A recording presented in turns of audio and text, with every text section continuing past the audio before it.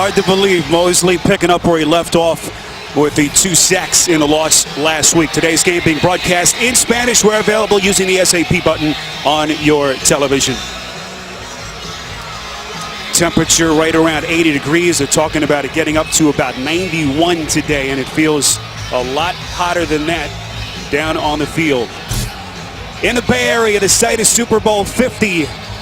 It'll come your way in February right here on CBS.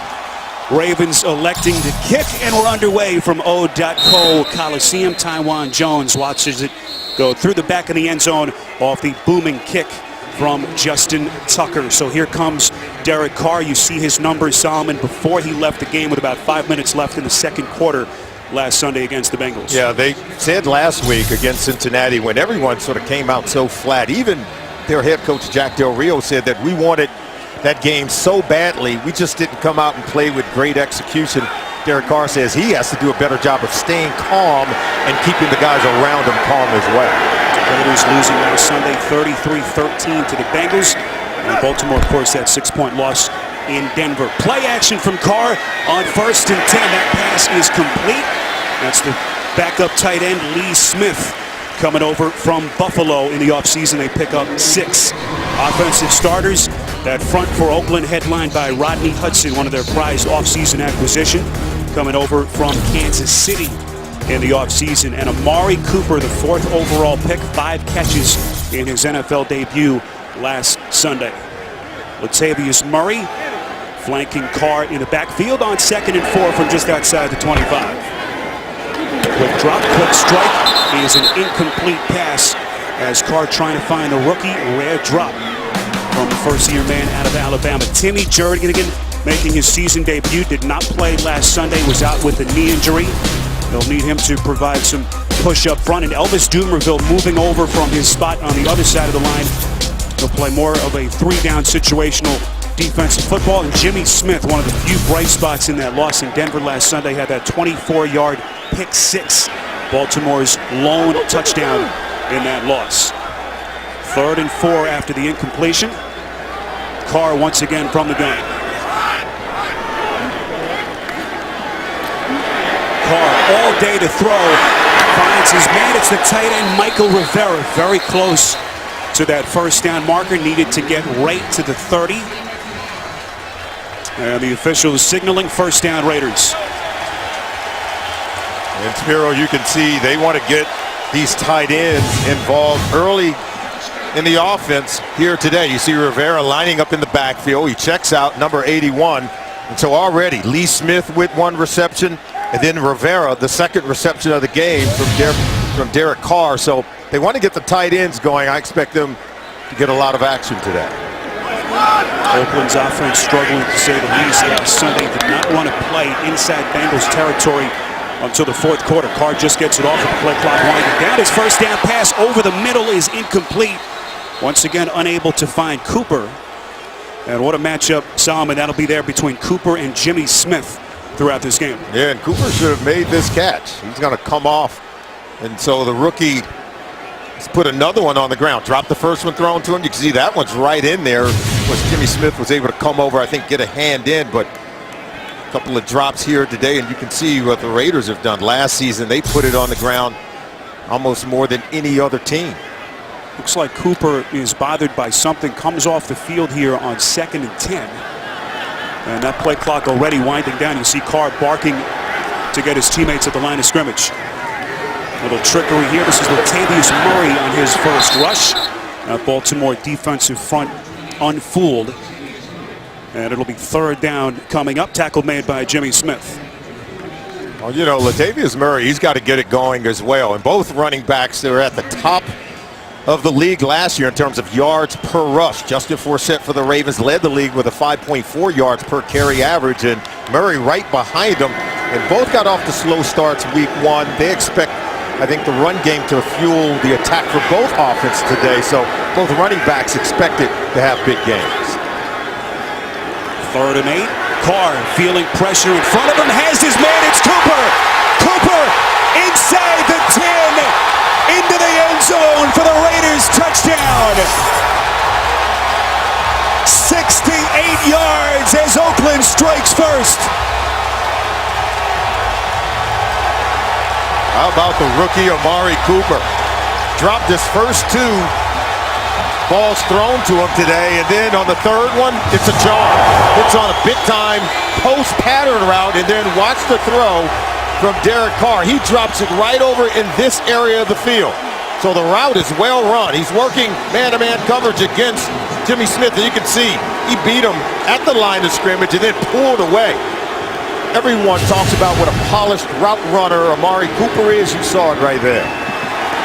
Sebastian Janikowski with the point after.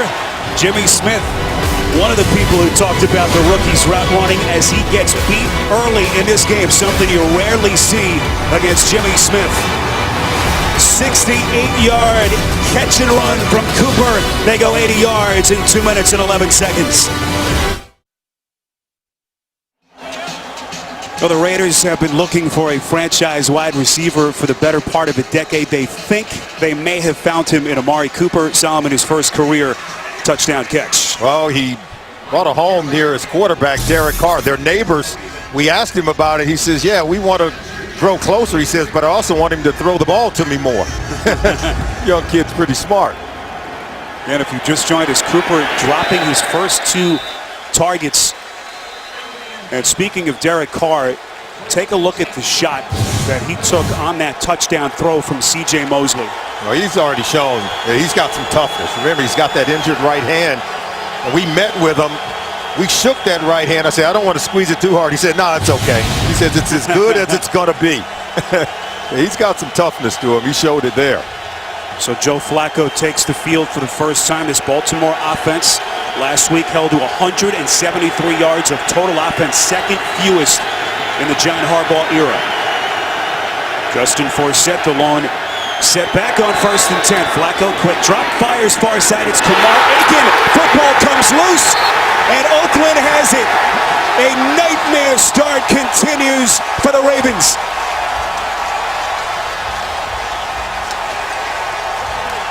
And this is the exact opposite of what the Raiders did last week in their season opener against Cincinnati when they got off to a slow start. But today, they're on fire.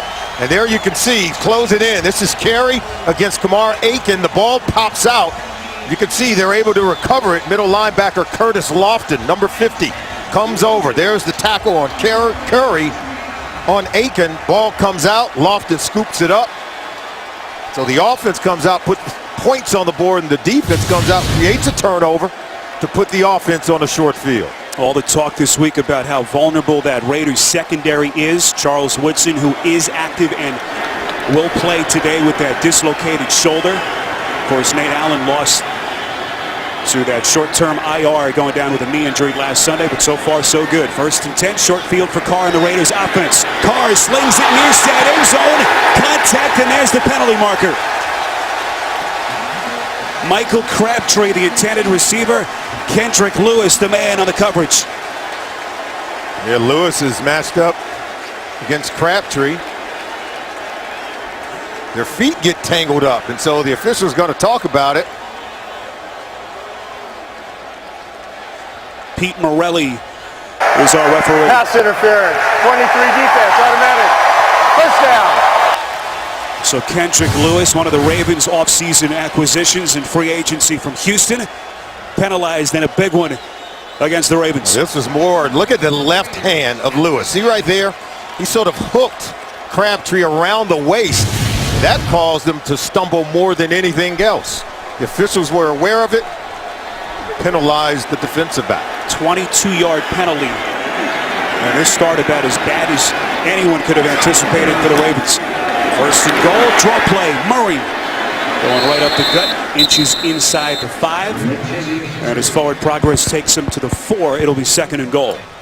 Remember, Spiro, the Baltimore Ravens are without one of their team leaders in Terrell Suggs. Out with that Achilles tendon injury, had surgery on Friday. He's out supposedly for the remainder of the season. Of course, there's some people saying he could make it back. I find it difficult to believe, but right now the Ravens have to rally themselves. There's been talk about where is the leadership going to come from. I think today we're going to find out a lot more about this Ravens team. Well, now this defense on its heels. Trips top of your screen on 2nd and goal. Carr throwing end zone too high. Intended for Rivera. As Baltimore trying to get off the field and limiting Oakland to 3. Down inside the red zone. Carr's going to have to be able to rely on these tight ends. He throws it up high where only his guy could get it, even too high for Rivera. I want you to watch the tight ends down here inside the red zone. Micah Rivera, Clive Wofford, the rookie out of Miami, the 3rd-round pick. He's a big target down here inside the red zone. Look for Carr to get one of those guys the football. Rivera and Smith, 2 tights on 3rd and goal. You see Carr's numbers so far. Carr pump fakes, throws back in the end zone. It's incomplete. Unable to connect with Crabtree. So give that Baltimore defense credit there after they were forced into a short field situation. Then the long penalty on Kendrick Lewis. They'll hold Baltimore to a field goal attempt. Oh, here's an offense here in Oakland. Oakland, I should say. Yeah, here's an offense in Oakland. They didn't even see the red zone until the 4th quarter of their Week 1 game against Cincinnati last week. Now already potentially 10 points on the board so quickly in Week 2. 23-yard chip shot attempt from Janikowski is perfect. So the Amari Cooper 68-yard touchdown catch, and Janikowski for 3. It's 10-0 Raiders. Raiders fans having a good old time in the black hole, already up on the Ravens 10-0 as we play with 11:44 in this opening quarter. Spiro Dedes, Solomon Wilcott, Scott Kaplan, rest of our CBS crew from O.co Coliseum. Long touchdown throw if you've just joined us. Derek Carr to the rookie out of Alabama, Amari Cooper. And then the fumble by Kumar Aiken, recovered by Oakland. And a 23-yard field goal by Janikowski tacks on 3 more. Here's Michael Campanaro, crosses the 20, out past the 25 and close to the 30-yard line. Nice return. Solomon, we revisit some of our storylines between Oakland and Baltimore. These are some of the things we asked ourselves coming into today's game. Can the Ravens rediscover their run game with Justin Forsett? And can Derek Carr and Amari Cooper deliver in today's game on such promise of being 1st-round picks? And we didn't know they would answer so quickly on that big 68-yard touchdown strike from Derek Carr to Amari Cooper, already paying huge dividends. Jack Del Rio, the East Bay native, liking what he is seeing after they laid a dud here in that 33-13 loss to Cincinnati. So Joe Flacco, the former Super Bowl MVP, last week lowest passer rating since Week 4 of 2011 as he tries to turn the page. Well, he certainly does need to get it going. Mark Trestman now his 4th offensive coordinator in 4 years. Not what you typically want for your quarterback to have consistency and continuity. Nonetheless, Joe Flacco is making the adjustment. 2nd and 6. Flacco going play action, throwing across his body. Tough pass and an even better catch by Marlon Brown, the 3rd-year receiver out of Georgia. Offensive starters for the Ravens. We mentioned Eugene Monroe out today with a concussion that he sustained last Sunday. So James Hurst gets the nod at left tackle. Struggled last week against DeMarcus Ware. Steve Smith Sr. had that drop last Sunday. Under a minute left. Baltimore was down 6. Certainly a difficult catch, but one that Steve Smith has made so many times in his career. 1st and 10. Flacco's going to throw it. High arching pass, far side. It is caught. Steve Smith, and now they say out of bounds. Incomplete. What an effort by Smith, but he just ran out of real estate. That would have been Solomon a 39-yard hookup. He's working against T.J. Carey, and you can see he gets 1 foot in bounds, and I think the second one may have even hit on the other side of the chalk. Now, did his backside hit out of bounds before he get the second foot down? It's going to be very close. This one, I think, deserves to be seen again. See, there's 1 foot in, but see his backside hit the ground out of bounds before he could get the second foot on the other side of the chalk. So 2nd and 10. Flacco again going to throw over the middle, caught. That's the tight end Crockett Gilmore, the 2nd-year man out of Colorado State. They pick up 6. Defensive starters for this Oakland defense. C.J. Wilson making the start. Justin Ellis out with that ankle injury he sustained last week. Curtis Lofton coming over from New Orleans in the offseason, last 3 years with the Saints. And Taylor Mays making the start. Charles Woodson active and is expected to play, but only in sub packages. And Woodson right now on the field on 3rd and 4. Flacco goes through his progressions, throws near side. It is caught. First down Ravens. It's Aiken, 8 yards, and they move the chains. This is just an excellent play by the quarterback, Joe Flacco. It's his mobility that really allows him to extend this play. And as the defenders began to come towards him, then he allows the receivers to come free at the second level of the defense. See right here, see as the linebackers approaching, he's got the arm strength to whip that out over on the sideline to create a first down opportunity. Flacco so far 4 of 5, 27 yards. 1st and 10 for the Ravens. Flacco has time, airs it out over the middle, has Smith inside the 15 to the 10, and finally brought down inside the 10. DJ Hayden getting to him first. 37-yard hookup to Smith. It'll be 1st and goal Ravens. This is an incredible throw from Joe Flacco. Watch him get it over the hands of the defender right there, right into the hands of Steve Smith Sr., who was able to snap that ball right out of midair. Look, he just grabbed that one so quickly before the defenders even knew what happened. Great throw, even better catch. Steve Smith, who has announced this is his final NFL season. Last year, his 8th 1,000-yard season in the NFL. What a career he has had. 1st and goal. They keep it on the ground. On that 1st and goal run. Minimal pickup as Forsett is dumped down right over center. And here comes Smith. Spiro, the Baltimore Ravens, spent the entire week out here on the West Coast in San Jose, California. Many of the players talked about the fact that, they were up early in the morning. They would wake up about 4 a.m. Had to wonder if they slept in here today after getting off to such a slow start. But now in this possession, Joe Flacco appears to be wide awake, and Steve Smith Sr., he appears to be ready to play as well. So Ken Norton, the Raiders defensive coordinator. 2nd and goal. Little fade pass near side. Flacco trying to find Smith. Excellent coverage by Hayden, the 3rd-year corner. It'll be 3rd and goal coming up. They're going to challenge these young corners for the Oakland Raiders. TJ Carey in his 2nd year. DJ Hayden in his 3rd year out of Houston, the former 1st-round pick, able to get a hand up on that ball and keep Steve Smith Sr. from coming down with it. And Steve Smith Sr. is going to have to come up big working against these young corners today, because the Ravens are very inexperienced at tight end. You can see defensive coordinator Ken Norton Jr. is telling those young corners, you're going to have to stay with the veteran receivers to be able to help the defense to hold up. Lorenzo Taliaferro did not play last week with a knee. 3rd and goal pass incomplete. Aiken screaming for a penalty as TJ Carey, Solomon on the tight coverage, and again that Oakland secondary supposedly vulnerable, able to hold. One play they go after DJ Hayden in one corner of the end zone. They come back here and they go to the other corner against TJ Carey. But this one's just thrown a little high, and you can see Carey's, I think, in good position there against Kamar Aiken.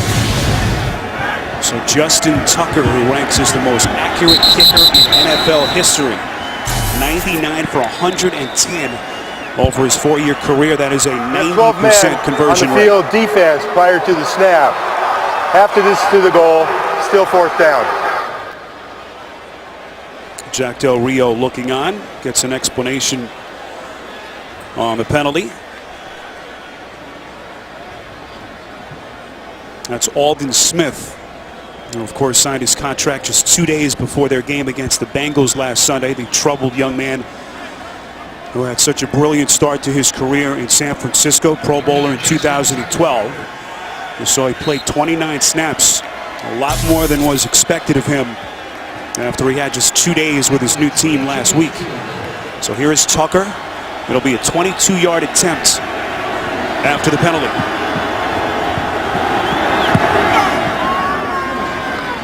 Morgan Cox with a nice snap, and Tucker able to do the rest. So that Ravens drive stalls, but they get on the board down 7. Tonight, week 2 of the NFL continues with Sunday Night Football on NBC. Tomorrow, Monday Night Football on ESPN. A good one. Jets and the Colts. And then Thursday, right here on CBS and NFL Network, the Redskins and the Giants. Washington looking awfully impressive in their game earlier today. You see the Baltimore scoring drive, 66 yards, 10 plays, and the 22-yard field goal by Justin Tucker. Spero Dedes, Solomon Wilcots, Scott Kaplan, our producer Ryan Galvin, Andy Goldberg, our director, and the rest of our CBS crew here from Oakland. Amari Cooper, Solomon, you like to see the young guys bounce back. A couple of drops, but boy, did he respond. Yeah, last week the Bengals tried to intimidate the rookie. The Ravens want to do the same. He dropped his first 2 balls when he was targeted today, but on this third one, 68 yards and wonderful route run against man-to-man coverage against one of the better corners in the NFL with Jimmy Smith. He's able to win. And so when you talk about Amari Cooper, everyone talks about how polished he is in terms of his route running ability, his ability to create yards after the catch. And how about this? He can sight adjust, read coverages, and adjust his routes accordingly. And that's what made him the 4th overall pick in the draft. You know, Derek Carr told us that last thing, his ability to adjust, has been what has really blown him away. Number 76, offense. 5-yard penalty remains. First down. That's Jamarcus Webb. You know, we asked Carr, what kind of guy Cooper is, and he told us a great story. Towards the end of their preseason game against Arizona, he went up to Cooper and said, hey, I think we need some extra work. And he said from that point on, he kept it in Amari's hands. The next day, he got a text. Cooper asked him if he was still interested, and Derek said, yeah, sure, let's go. And Amari said, well, I'm already on my way. And they went up the street, threw some balls. He mentioned that Cooper got a place right next door to Carr. And it just shows you what kind of work ethic this young man has. 1st and 15 after the penalty. Latavius Murray with a pickup of 4. Lawrence Guy on the tackle. Yeah, Amari Cooper is one of those players that came out of Alabama. And day one, we set foot on campus in Tuscaloosa. He was immediately a hit. He immediately produced as a true freshman. And after 3 years, he comes out. He's a first-round pick. And we talked to him about the speed and the intensity of the game. He said it spiked tremendously from preseason to regular season last week. And you could tell he's hit the ground running here today. 2nd and 11. Play action from Carr. Strikes over the middle to Crabtree. Breaks a tackle. Crosses the 30. C.J. Mosley on the tackle. 12 yards and a Raiders first down. Well, here was Amari Cooper in that game last Sunday. The hit from George Iloka. You see him step over Cooper. It drew an unsportsmanlike penalty, 15 yards. And then Cooper tangled up with Adam Jones. His head slammed against the helmet, and incredibly, Jones not suspended. Solomon fined this week $35,000. We asked Amari Cooper about it. He says, I got to do a better job to protect myself. This is a real class young man. I think he's going to be a tremendous asset to the Oakland Raiders organization. Even John Harbaugh took offense with that behavior from Jones last Sunday. First down pass from Carr, caught by Crabtree, and one addition Crabtree has been and will be, Solomon, for this Oakland offense to try to give some support to Cooper as a penalty marker is thrown. Again, Pete Morelli is our referee.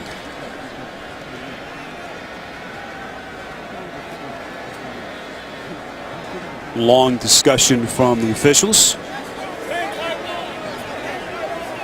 After the play was over, unsportsmanlike conduct, taunting, number 15, offense, 15-yard penalty, and the downtown, 2nd down. Unacceptable from Crabtree. Yeah, he has to set a better example. There's no doubt about it. And even Jack Del Rio said, there are players that have come to us, and we've sat down every player. You can see right there, he's putting the ball in the face of one of the defenders, Darryl Smith. But see, he's on the ground, and right there, that little knee from Smith. And the officials didn't see the first part, and they usually only catch, Spero, the retaliation. And Crabtree's going to be hit for the penalty. It's not that it was unprovoked, but he's just got to be smarter not to retaliate. Solomon, I take that back. Darryl Smith getting away with it there. 2nd and 23, quick strike over the middle. It's Andre Holmes. All the way out close to the 40 and very close to the first down. Finally brought down by Will Hill after a pickup of 21 yards. Oh, Bill Musgrave, the offense coordinator for the Oakland Raiders, He really has this offense clicking here today. He's got Derek Carr looking a little bit more downfield. They're running more vertical routes, and they're looking to hit big plays against this Ravens defense. Didn't know if this offensive line could hold up against the blitzers for this Ravens defense. So Musgrave on the sideline. Marcel Reese flanking Carr in the backfield. 3rd and 2. Carr's pass near side is caught. First down to Cooper. It's a good throw from Carr to get this ball out. You can see right at the knees of Cooper, he's still able to go down and dig it out because Carr was under pressure. He had pressure coming right in his face in the form of Elvis Dumervil, but still able to get that ball out. I'm surprised whether it's Dumervil or whether it's Upshaw, no one is able to get even close to Derek Carr, and he's beginning to get in rhythm. Good numbers for Carr. You can see what Cooper has done, the 68-yard touchdown catch earlier. 1st and 10, Carr rolling out. Pass is incomplete. Excellent coverage by Lardarius Webb, as Crabtree the intended target.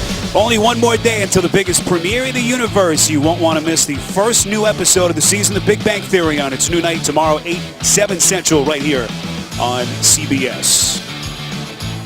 Crabtree continues to battle against this Ravens secondary. Well, these receivers have to make plays, but I expect the tight end. And watch Marcel Reese coming out of the backfield. Carr has completed passes to 5 different receivers. This is Murray as the Raiders keep it on the ground. Murray was a revelation towards the last quarter of last season, earned the starting job for those final 4 games. Ran for more than 400 yards, Solomon, on those final 4, and broke out in that Week 12 game against the Chiefs with a career-high 112 yards. I remember that game. He's got power in between the tackles. He's got the speed to turn a short run into a home run and get it into the end zone. This is where Derek Carr, I think, has to be able to keep his offense on the field, give his defense some rest. It's a real hot day today down on that football field. If you can keep this defense on the field, maybe you can wear them down. Roy Helu on the field, the free agent acquisition from the Redskins. Penalty marker thrown. Carr is going to run it well short of the first down. Run out just inside the 48 by Jimmy Smith. Marker thrown behind the line of scrimmage. Appears to be a hold against Oakland. Holding. Number 77 offense. The penalty will be declined. 4th down. That's Austin Howard, the 6th-year tackle out of Northern Iowa. Stepping into that spot vacated by the injured Menelik Watson, who went down with the Achilles in the preseason. First punt today for Marquette King, who had a phenomenal season last year. Just 3 touchbacks all of last season. Really added a touch to his game. Lardarius Webb standing back deep at his own 10. Interesting change here to Steve Smith, who was returning punts last Sunday in Denver. This is Webb. He'll watch it take a Ravens bounce into the end zone. 48-yard punt from King. Flacco back onto the field when we come back. Temperatures right around 90 degrees, 81 on the thermometer, but it feels a lot hotter than that. Down on the field, you see the players on that Oakland side trying to stay cool. 1st and 10, Flacco airs it out over the middle. This is Smith, a 37-yard catch on the last drive, and he's taking that defense for a ride all the way out to the 40, 22 yards. As we go downstairs to Scott Kaplan. Spiro, you mentioned the heat. It is unseasonably hot here in Oakland today, and if you look at the baseball dirt, because remember, this is the last of the multi-use facilities in the NFL, it was watered down before the game, and it is now bone dry. Scott, thanks. You see some of that infield dirt getting chewed up here. 1st and 10. This is Forsett, penalty marker thrown right after the ball was snapped. And here's Pete Morelli. Offside. Number 96 defense lined up in the neutral zone. 5-yard penalty remains. 1st down. It's to Nico Autry, the 2nd-year backup defensive lineman out of Mississippi State. Solomon, you've played in that heat. Feels like they're in about the midway point of the preseason. with this temperature. Yeah, and that's what training camp is for, right? you gotta put yourself through it, through the training camp and preseason process, because you're gonna find yourself at a 1 o'clock kickoff with high heat and humidity, and you have to be able to play in it. 1st and 5 after the penalty. Play action from Flacco. Again, tough throw across his body. This is the rookie tight end, Max Williams, who they took 55th overall out of the NFL draft. 8-yard pass play and a Ravens first down. They needed that one badly. Yeah, you know, last week this Baltimore Ravens offense really struggled to get on track. They didn't score a touchdown last week, and they only had one pass play of 20 yards or more. Today, already in the first quarter, they have a pass play of 37 yards to Steve Smith Sr., and they also have a pass play to Steve Smith of 22 yards. So they continue to rack up yards. They're going to challenge this Raiders secondary right now. Joe Flacco is having his way. 7 completions from Flacco to 5 different receivers. 1st and 10. Flacco takes a shot, has his man wide open, underthrew Aiken, and it's incomplete. Aiken had about 4 steps on his man TJ Carey, and Flacco just missed him. Joe Flacco's got to be upset with himself on this one, because no one in this league throws a better deep ball than Joe Flacco. Clearly underthrows Kamar Aiken. He can't stop himself to come back to it, and Flacco's just got to throw this one out in front of him. He sort of laid it up because Kamar Aiken was so wide open on that play. Flacco last season, the best statistical year of his 8-year career. Highest scoring offense in Ravens history, over 25 points. And a record in total offense per game. 2nd and 10 for Seth. Scooting his way across the 35 down to the 30. And a 16-yard first down run. Charles Woodson playing with that dislocated shoulder on the tackle. Spiro, they changed offense coordinators, but they kept the same zone running system that allowed Justin Forsett to average 5.4 yards per carry 1 year ago, best in the NFL. And you can see now he's starting to get some rhythm. If he can get to the edge and get to the second level, that's when you see this offense truly come alive. 1st and 10. Keep it on the ground to Taliaferro, again making his season debut. What a story Forsett was last year. Began the year as their 3rd-string running back, a journeyman before last season, and then, of course, everything changed. Had the year of his life, nearly 1,300 yards rushing. Well, you go back to 2012 when the Ravens won the Super Bowl. Remember, they began the year with their offensive coordinator was Cam Cameron. Then Jim Caldwell became the coordinator, and they got hot offensively for their head coach, John Harbaugh, and then Gary Kubiak, and now Mark Trestman. So they've had some good coordinators, and Joe Flacco's had to learn a lot over the years. Final play of the quarter, quick strike over the middle. It's caught. Gilmore into the end zone for the Ravens touchdown. 26 yards on the catch and run as Baltimore with its first offensive touchdown of the season. Well, they're in a single high safety. That means there's going to be some opportunities to throw the ball in the seam. There's a single high safety, and that's going to be Charles Woodson. And then you can see the tight end. He's just going to get into the seam. They don't jam him. They don't disrupt his route. Look, he's so wide open. You or I could have made that throw. Well, maybe I could have. I'm giving you the benefit of the doubt as well, Spiro. But that was an excellent read by Joe Flacco on the single high look, and then just an easy throw for the touchdown. Well, you knew the Ravens wanted to incorporate the tight ends a lot more than they did last week.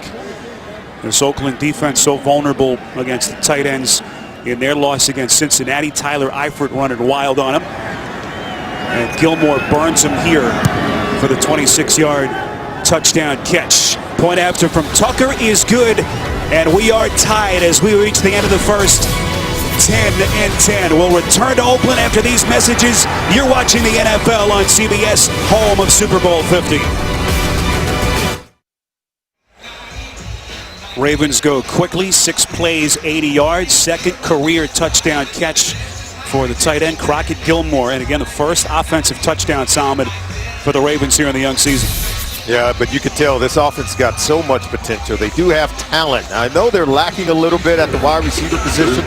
They have talent at tight end. Remember, Dennis Pitta, he's still banged up. He's out. And Max Williams was slowed by injuries throughout the preseason. So Gilmore is giving them something at that position. Pitta, of course, is such a huge target for Flacco. Multiple fractures to his hip. Taiwan Jones watches that through the back of the end zone All tied at 10 on CBS. Tomorrow on CBS, the geniuses from last season's hit drama are back. Don't miss the season premiere of Scorpion tomorrow, 9/8 Central, only CBS. Ravens with 10 unanswered points. As you see some of the passing leaders around the NFL in week 2, a huge win for Tom Brady and the Patriots as New England rolls into Buffalo. Beats the Bills handily. 1st and 10, Derek Carr, play action. So effective off play action last season.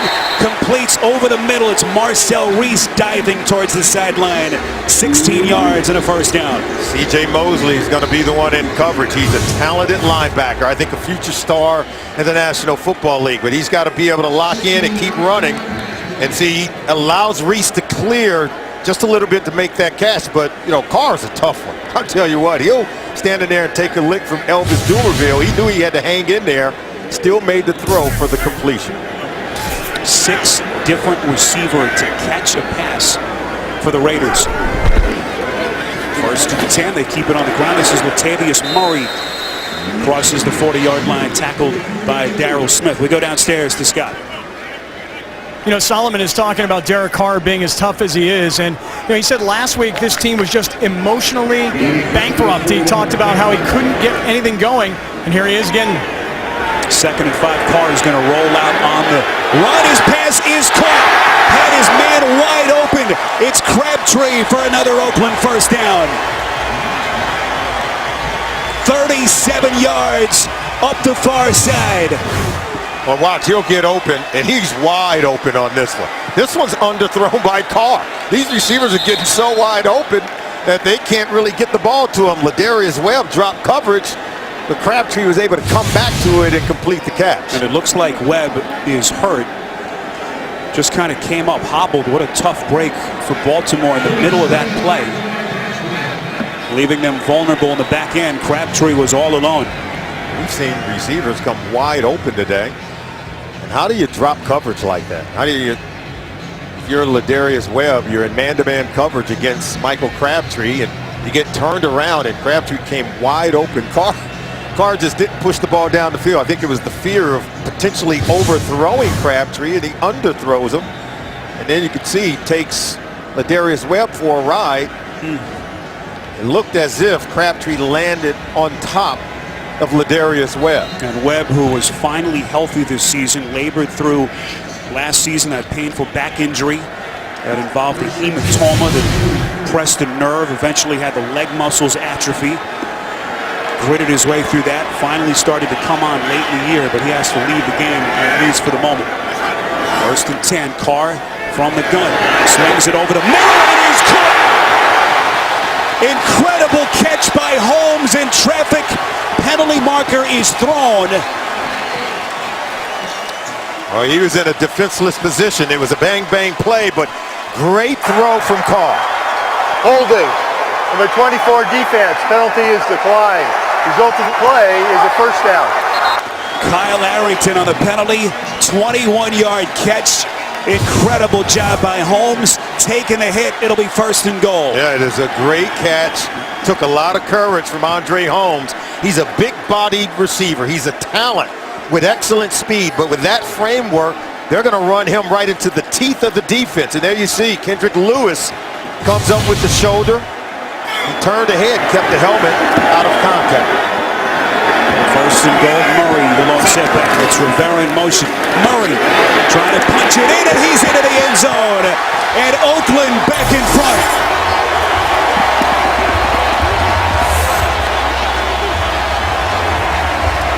On the strength of their quarterback, Derek Carr, they came marching right back down the field to answer that score from Joe Flacco and the Baltimore Ravens. And now they get in and around the goal line. They power it in. They're pulling the guard, Gabe Jackson, who comes around and just leads Latavius Murray right into the end zone. Pure power run play from the Oakland Raiders to get Murray in for the score. And Solomon, what a difference in this Raiders offense last week to this. Again, last Sunday we told you they did not want to play inside Bengals territory until the 4th quarter of that game.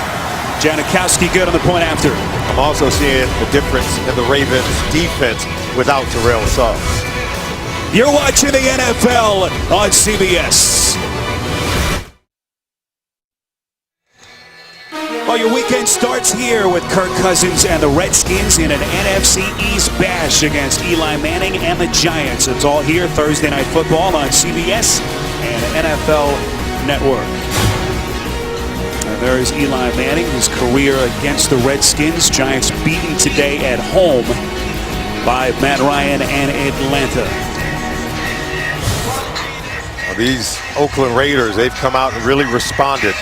Jack Del Rio said, you know, I love the way that he just didn't overreact to that loss last week, and maybe had every reason to, but he said, you know what, starting with me, starting with the head coach, he said, we were all overly excited. We wanted that win so bad that we just didn't bring our technique, our fundamentals. There were so many things that we did where we were just overly excited for last week's game. Well, this Baltimore defense that was so good in Denver last Sunday, in a dogfight so far as we see the quarterback comparison, Solomon, so far in the first half. Well, Joe Flacco is starting to get in rhythm, but so is Derek Carr. Sooner or later, one of these defenses is going to have to rise up and start to make some plays. I think Flacco can continue to make some plays against the inexperienced corners for the Oakland Raiders. And we saw in that last possession by the Ravens, they were running the seams against this single high defense, and that's the vulnerable areas in their coverage. Well, can they go to the airways on 1st and 10? All the talk this week, Solomon, about John Harbaugh's decision to keep his team on the West Coast. You'd think it's a wise decision, not wanting to fly across the country twice, headquartered in San Jose. They walked through yesterday at Stanford, but as you know, football player is such a creature of habit. Absolutely. Different deal. There's no doubt about it. They said that they came together. They had great camaraderie. But many of the players said, hey, just the sheer time difference allowed them to be up way earlier than they even wanted to be. 2nd and 7 for Set, getting close to the 30-yard line. Jimmy Smith said he was in bed real early, up at around 4 o'clock in the morning. His sleeping patterns were a little bit jumbled up. But as you said, a chance for the guys to hang out and almost like a college atmosphere for them. I think John Harbaugh put it best. He said the wisdom is in the results. He said we'll know if we did the right thing, the way we come out and play it. If we win, then we know we did the right thing. Ravens go 3 tight ends. It's a quarterback sneak from Flacco, 3rd and a short one. They needed to get to the 30, and I don't think he got it. 4th down. Now this is where the Ravens really need their run game to show up. They're playing with 2 inexperienced right tackles. They go off the right side behind their guard, Marshall Yanda. He's the best player on that offensive line. It's a quarterback sneak, and you can see Flacco gets knocked backwards. Marshall Yanda is trying to get some push, some movement up front, but very stout Raiders defense. And now on 4th down, looks like the Ravens are going to go for it. Solomon, you like this decision? They're running out of time. They're going to snap the ball very quickly. Okay, they reset the clock. 4th down and inches. Pitch play for Set. Can he get to the edge? Beating Lofton. What an effort by Forsett. Getting the 1st down for the Ravens. No signal yet. Certainly appeared as though he had it. Before they even signal, I want to answer your question. I don't think they should have gone for it. I would have preferred to see them punt, because I think the defense has got to show up and start to make some plays. It looks like they may get it. And it is a 1st down, so John Harbaugh rolling the dice, trying to give his team a shot in the arm, and Forsett rewards him. Javaris Allen, the rookie running back, and a Southern Cal, their 4th-round pick, on the field for the first time. Flacco play action over the middle. It's caught. 1st down and more. Gilmore, who had the tight end earlier, inside the 35 and close to the 30 of Oakland territory. 38-yard catch and run, and what a half so far for Gilmore. And again, it's single high safety. That's going to be Charles Woodson, and then you see Gilmore come across. Now watch Woodson. You know, he's dealing with a separated shoulder. He doesn't want to make the tackle. And look, right there, he's got to be able to make the tackle. He misses on Gilmore, who was actually lined up at the bottom of the screen. Thought he was coming across the formation, but if you're Woodson, you've got to be able to make that tackle. Don't allow yards after the catch.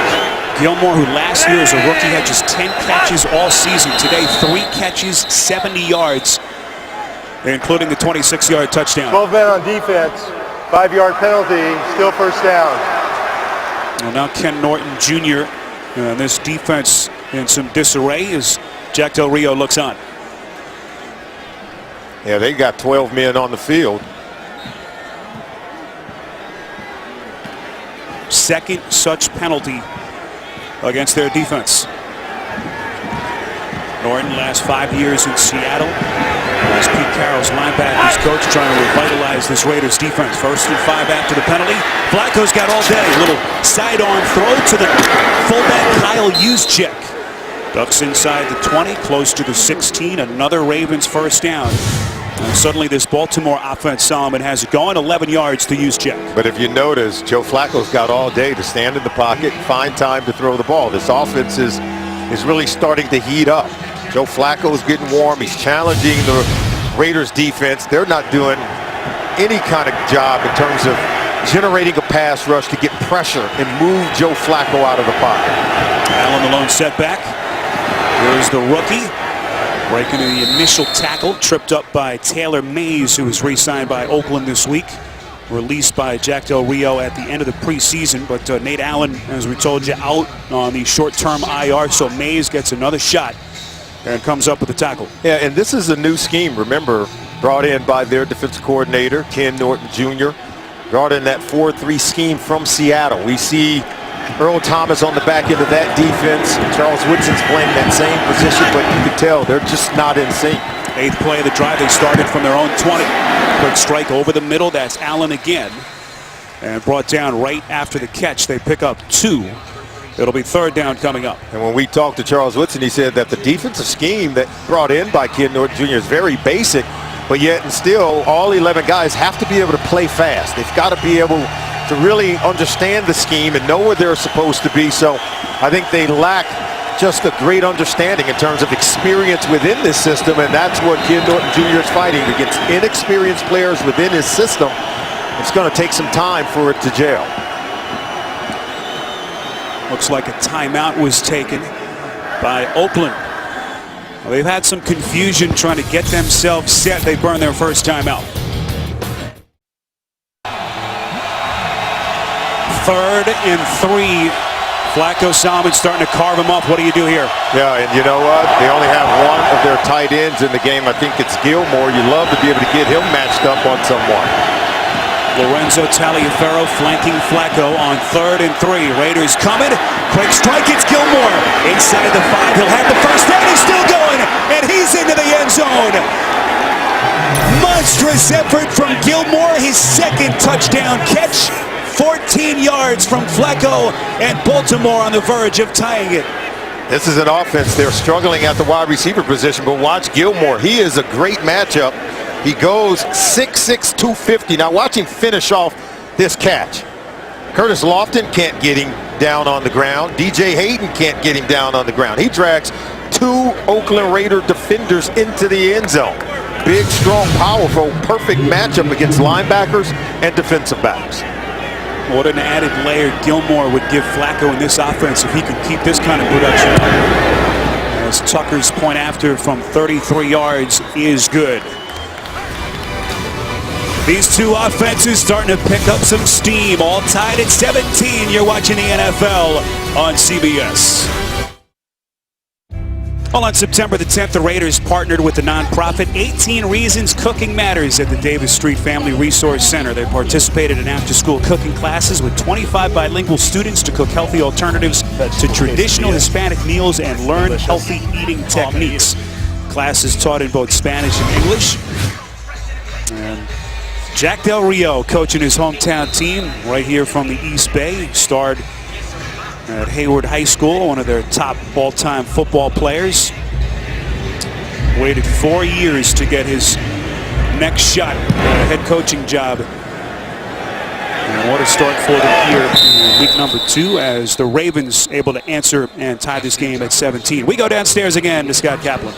Spiro and Solomon, both of these offenses moving the ball very well, but defensively, both teams seem to be struggling. I think you can deduce on the Baltimore side, the loss of Terrell Suggs is a really, really big deal. On the Oakland side, Aldon Smith is getting a lot more playing time in for Ray Armstrong at the outside linebacker position. He's only been here a short period of time. So on the Oakland side, when you consider new coaching, a lot of new players, a whole new system, we understand a little bit of why Oakland is struggling defensively. Heck of a learning curve, Scott. Smith who still has to deal with the arraignment in early October. Right now focused on football, getting extensive time. This is Amari Cooper who had the long 68-yard touchdown catch in the first quarter, making guys miss. 8 yards, finally stopped by Elvis Dumerville. And there you see some of the abilities we talked about with Amari Cooper. He's very smooth, very polished, and now you're going to see a penalty flag go up because there's a skirmish down on the field. But you saw Cooper creating yards after the catch, even breaking tackles to create yards after contact. After the play was over, personal foul, unnecessary roughness, late hit, number 22, defense. 15-yard penalty, automatic first down.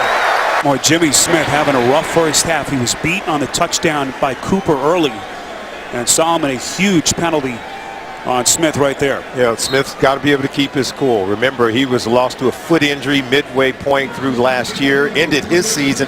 I thought he was shaping up to be one of the elite corners in the National Football League. He told us yesterday, he says, well, not quite 100%, but he still can play at a very high level, but he's got to play with a calmer head and with more consistency. Foot sprain on the season, ended his year after just 8 games. Quick strike, this is Cooper, catch and run on the 1st and 10 pass. Will Hill able to force him out of bounds. 6-yard catch from Cooper. Well, these two, Solomon, they've been looking for a franchise quarterback and a wide receiver, and they certainly hope that they have their tandem in Carr and Cooper. And what did Jack Del Rio tell us about his quarterback and wide receiver tandem? He said these are foundational players that the Raiders organization will be able to build upon, not simply because of their talent. I think that's a plus, but just the way they carry themselves within and outside of the building. 2nd and 4. Here's Tywan Jones able to sneak his way just inside Ravens territory, and now the physical play after the whistle continuing. We saw Donald Penn trying to come to the defense of his teammates. It'll be 3rd and short coming up as they mark it just inside that Ravens side of the field. Well, guys have to be able to keep their calm, and Jack Del Rio talks about his players not getting overexcited. They wanted to really be able to calm themselves today and not be overly excited. Today was really about execution and being able to go out and make plays. No penalty markers gone, so it's a 3rd and 2. Carr works from the shotgun where he has been so effective. Quick strike, far side. It's Jones. Split out at the top of your screen by their coordinator, Bill Musgrave. And Musgrave, that new offense, quick, up-tempo, very similar, Solomon, to what Carr ran at Fresno State. Yeah, and there's C.J. Mosley, very active in Denver 1 week ago. And, he's one of those players that I expect to be one of the next great players in a long lineage of great defensive players for the Baltimore Ravens. Last year was a first-round pick, and had it not been for Aaron Donald of the St. Louis Rams winning Rookie of the Year on the defensive side of the ball, I think C.J. Mosley would have been an easy pick. Made the first rookie team last year, was just a real phenomenal player. There's Murray the burst on 1st and 10. Mosley, first Ravens rookie, voted to the Pro Bowl last season. Albert McClellan on the tackle, a pickup of 8. Take a look. There's Darryl Smith, C.J. Mosley coming downhill, be able to make that tackle. No yards after contact. He's a sure tackler, something we saw last week when he was all over the field in that game in Denver. 2nd and 3, Carr getting the football out so fast, and this defense, Solomon, obviously on its heels early. What have you seen from Baltimore, obviously trying to turn the page after the injury to Suggs? It sure would help to have some of these guys, wouldn't it? Ray Lewis, Ed Reed, Terrell Suggs. They had gone 291 consecutive games since they've last played a game without one of those guys taking the field over an 18-year period where they had those kinds of great players on the field defensively for Baltimore. And as Scott told us earlier, C.J. Mosley was in the 1st grade when that happened. Hard to believe. There's a long era in its final stages for the Ravens. Penalty marker whistles the play dead. Raiders have avoided penalties so far. 72 offense, 5-yard penalty. As Donald Remains first Penn down. called on a false start. Penn, who was so excellent protecting Carr's blindside last season, today making his 126th consecutive start. Well, this Raiders offensive line is beginning to improve. And they're doing such a good job. They're protecting their quarterback, Derek Carr, who's completed 7 consecutive passes. Oh, he's starting to get hot. 7th play of the drive. This will be a 1st and 15. Look to Jones, then airs it out near side. It's incomplete. Intended for Andre Holmes, who had that incredible catch earlier in the half. Or Darius Webb, who left the game earlier with an injury, back on the coverage. And Holmes is a very impressive looking receiver. They've got some talented players on this Raiders team. It's really now, I think, about keeping a coaching staff together that allows these players to play in the same system year in and year out and begin to build a great foundation with this team that we've seen them go through a lot of coaches over the last decade or so. I think Jack Del Rio's got to be here to stay. Allow him time to really build a football team and a system that these players can grow in. 2nd and 15. Carr completes, make it 8. Or I should say, after that last incompletion, completes again. It completed 7 straight before that incompletion to Holmes. That time able to connect with Cooper for 5 yards. Well, we came in asking, could Amari Cooper, Derek Carr, live up to promise. So far, they're off to a good start today. Cooper's got 5 catches, 95 yards, almost his first 100-yard receiving game of his career, and only his 2nd career game. Biletnikoff Award winner, rewrote the record books for wide receivers at Alabama. And a member of that national championship team 2 years ago with C.J. Mosley. 3rd and 10. Carr backpedaling, completes over the middle. That's the tight end, the rookie Clive Walford, the 3rd-round pick out of Miami, who played 24 snaps in his NFL debut last week. That time they pick up 4, but well short of the first down. Wofford's one of those promising tight ends. I think along with Rivera and Lee Smith, and you couple in the fullback Marcel Reese, tremendous check down outlets for their quarterback. They're going to have to settle for a field goal, but right now both teams are doing a good job of getting productive points out of each possession. 46-yard attempt from Janikowski. 16th NFL season. You see the play clock winding down. The Raiders forced to burn a timeout. That'll be their 2nd. So a chance for Janikowski to think about it a little bit with this game tied at 17. Well, fans, you can replay every game from the 2015 season on demand with NFL Game Pass. Visit NFL.com/Game Pass and start your free trial today.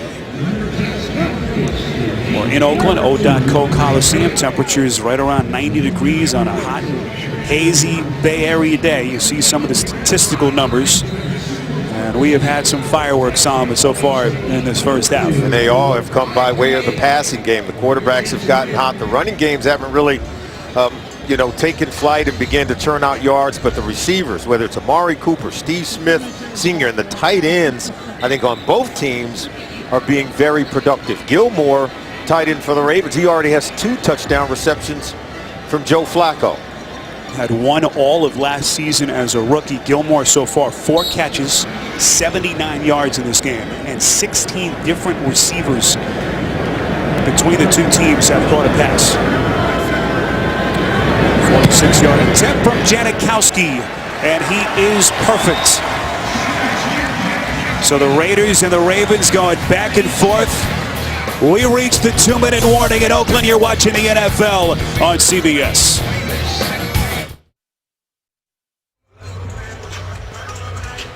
Well, both the Raiders and the Ravens trying to break through at 0-1 here in week 2, and this one big for both teams for obvious reasons. But if you look at the Ravens after today, Solomon, they face their 2 biggest division rivals, Cincinnati and Pittsburgh, over a 5-day span beginning next Sunday, putting even more pressure on them to get that win here today. There you can ill afford to get off to that 0-2 start and dig a huge hole for yourself. Ravens have never started 0-2 under John Harbaugh. That one through the back of the end zone. Flacco with 2 minutes left when we come back.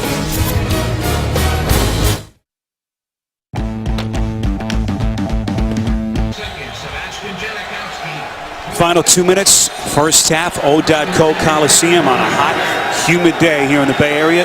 3-point lead for the Raiders. Joe Flacco and the Ravens have all 3 timeouts left. Penalty markers thrown, whistling the play dead. It's against the Ravens. False start, number 80 offense, 5-yard penalty remains, first down. Oakland, Solomon, having all kinds of issues stopping opposing tight ends. We saw Tyler Eifert gash them last week. Cincinnati's tight end, a couple of touchdown catches, and it has been a similar deal today. You saw Crockett Gilmore, a couple of long touchdown catches, having his way with this defense. 1st and 15 over the middle. It's Gilmore at another marker. False start, number 71 offense, 5-yard penalty, still first down. That's Rick Wagner. Now, last week, you mentioned it, Spiro. This Raiders defense gave up huge plays to Tyler Eifert. The Cincinnati Bengals tight end scored 2 touchdowns already today. Crockett Gilmore has got himself 2 touchdowns against this Raiders defense. So if you're the Raiders, you go in at halftime, you say, you know what, we might want to cover tight ends. We didn't do it week 1, and we're not doing it so far here today. Back-to-back penalties, so 1st and 20. Ravens backed up. He's trying to gain some positive yardage. Forsett dumped right after the catch. Forced out of bounds by Taylor Mays. No gain as he gets back to the line of scrimmage. Coming up, the Verizon halftime report in New York. JB, Tony, Bart, Boomer, and Coach Cowher will have all the latest scores and highlights, as well as a preview of Thursday Night Football on CBS and NFL Network. All next on the Verizon halftime report. They are getting hot in a black hole. This defense trying to get off the field. Raiders have 1 timeout left. 2nd and 20. This is Forsett. Jack Del Rio, I'm sure, will burn his timeout here. Try to stop that clock. Aldon Smith on the tackle timeout. Well, not much in the playbook in this kind of scenario for the Ravens. 3rd and 15. Unless you throw it to the tight end, because the Ravens haven't covered Crockett Gilmore today. Flacco 15 of 19 for a $188 and 2 scores. They'll keep it on the ground. Forsett making guys miss. Beautiful juke move as he bounces outside. Very close to that first down marker. Needed 15 yards. No signal yet. I think he got it. I mean, he stretched forth. First down, Baltimore. Yeah, absolutely. And watch, Charles Woodson comes over to make the tackle. Remember, Woodson's playing with that sore, dislocated shoulder, and so not as strong as he normally would be to keep Forsett from hitting the first down mark. John Harbaugh told us what impresses him most about Forsett is yards after contact from his running back. Here is Taliaferro giving Forsett a blow. Another marker thrown. 6 yards on the pass hookup from Flacco. Here's Pete Morelli. Illegal contact, number 50, the defense, 5-yard penalty, automatic. First down. That's Curtis Lofton, so another first down. After the penalty, Lofton, who has never missed a game in his 8-year NFL career. Last 3 years in New Orleans with the Saints. 1st and 10. Ravens have all 3 timeouts left. And still plenty of clock, 59 seconds. Flacco surveys the defense, strikes, completes to Smith, making guys miss. And Steve Smith inside Raiders territory, 20 yards out of bounds, clock stops. Malcolm Smith finally got to him. And right now, the Raiders have to do a better job of tackling in space, not doing a good job of, all you got to do is get Steve Smith out of bounds right there. Use your leverage, but when you whiff, you allow him to create yards after the catch. Nico Thorpe missing the tackle on that play. See Smith's numbers so far, 3 catches for 69 yards. Some prolific numbers today from both teams. 1st and 10, Flacco. Perfectly puts the touch on that pass to Smith. And now they say incomplete. Smith was out of bounds. It's an excellent route run by Steve Smith Sr. He's working against DJ Hayden. But look, he catches it, and then when he hits out of bounds, look, the ball comes out. Nico Thorpe comes over, a jarring hit. Right there, knocks the ball out. Can't throw a better ball than that from Flacco. But what a defensive recovery, and Smith, who is as tough as they come, being looked at on that sideline. Prior to the snap, we will have a review of the previous play. So that last pass play will be looked at again. 3-point Raiders lead with under a minute left, first half.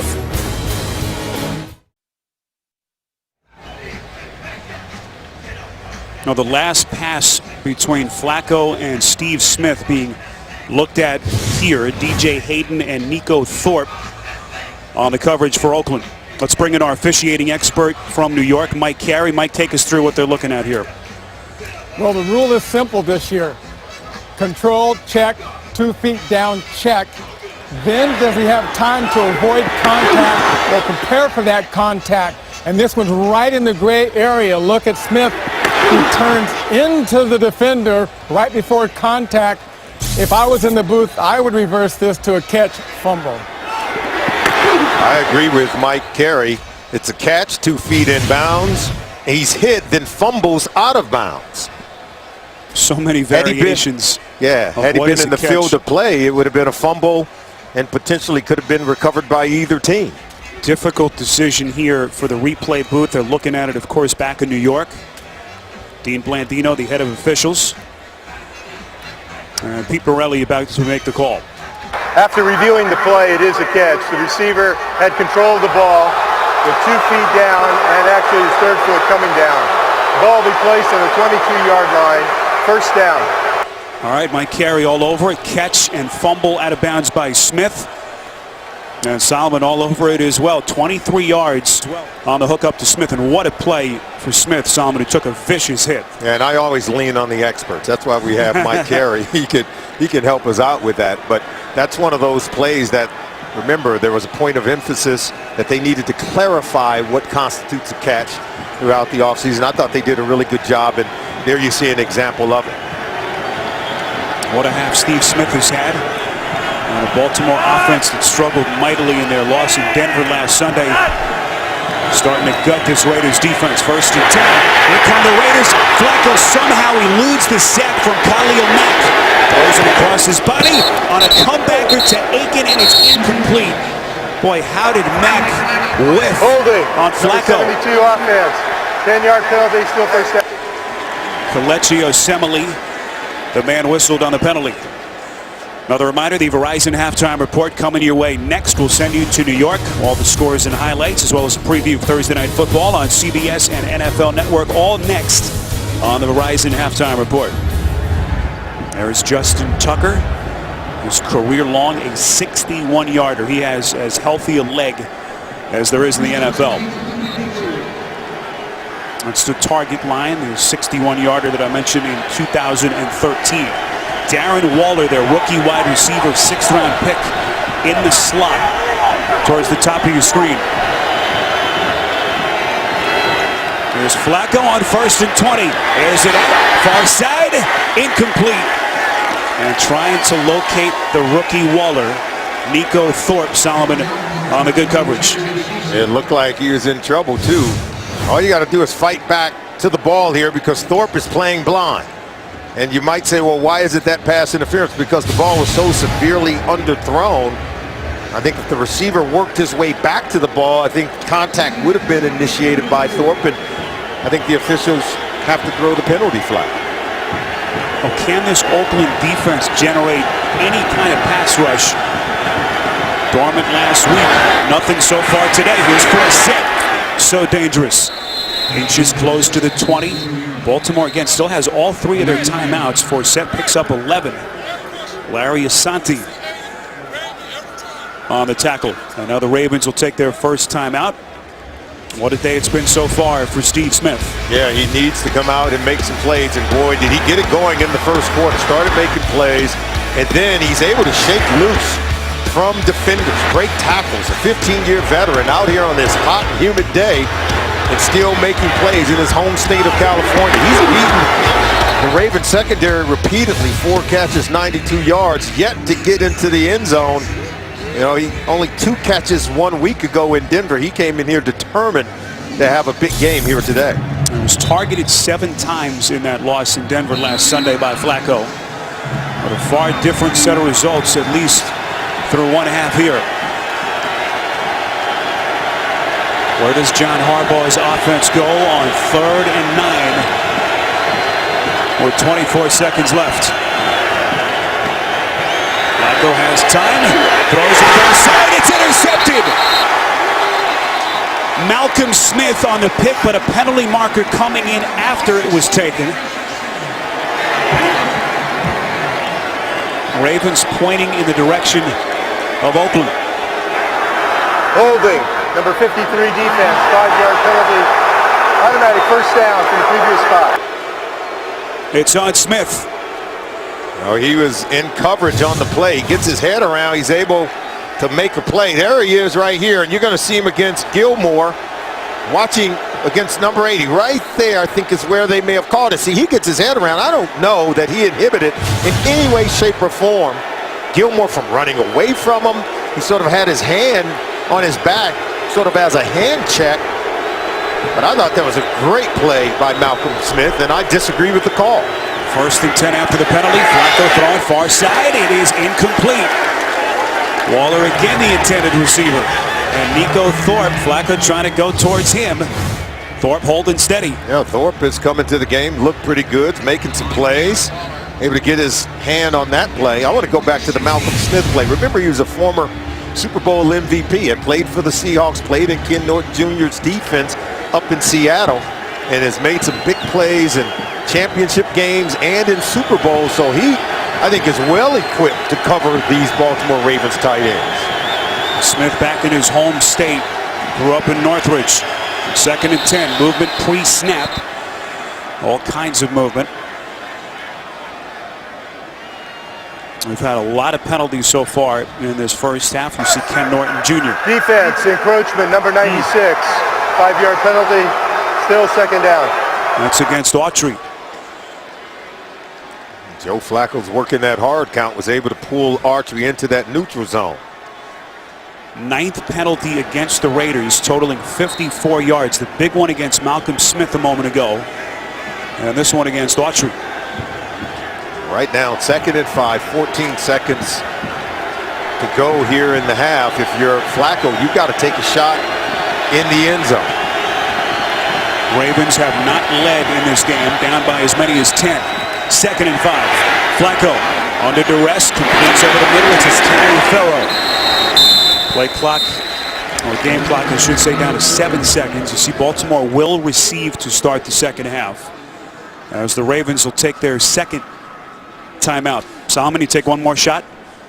I think you have to, and the fact that they have a timeout in their hip pocket will allow them to throw the ball maybe short of the goal line, but I think you got to take a shot at the end zone. 7 seconds leaves you maybe time for one play, one opportunity to get it into the end zone. We asked Joe Flacco about working with his new coordinator, Mark Trestman. Talked about how analytical Trestman is, making his decisions, and a big one that they'll have to make here in terms of the play call with 7 seconds left and 1 timeout remaining. You see Mark Trestman designing something.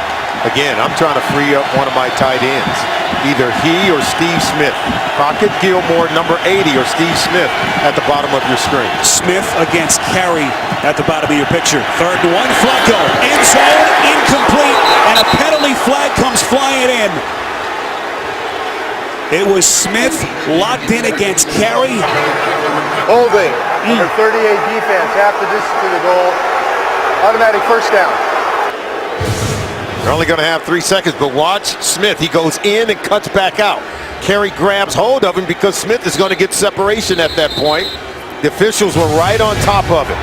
You know, when you're playing in such close proximities down there, you want to get your hands on them, but at some point you got to let them go, and then it becomes about footwork in terms of your ability to cover and stay step for step with the intended receiver. And now with 3 seconds to go, they're not going to be able to take advantage of a first down. They've got to go ahead and take the field goal. Certainly lessens the blow of the penalty, and Flacco has to be frustrated. So a huge break for Oakland.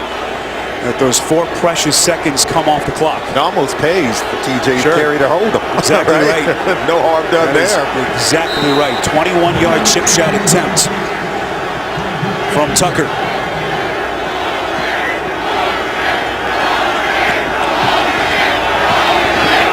Tucker, the Pro Bowler in 2013, at one point hit 33 consecutive field goals that season.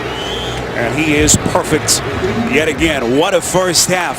The Raiders jumped on Baltimore early, 10-0 lead before Joe Flacco and the Ravens responded. And we are tied at 20 as we reach halftime here in Oakland.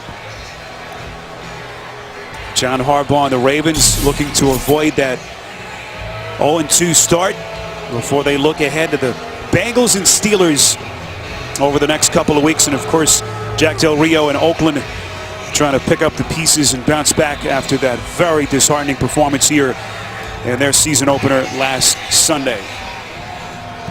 Fantastic quarterback numbers from both sides. Derek Carr, 228 yards passing, a touchdown.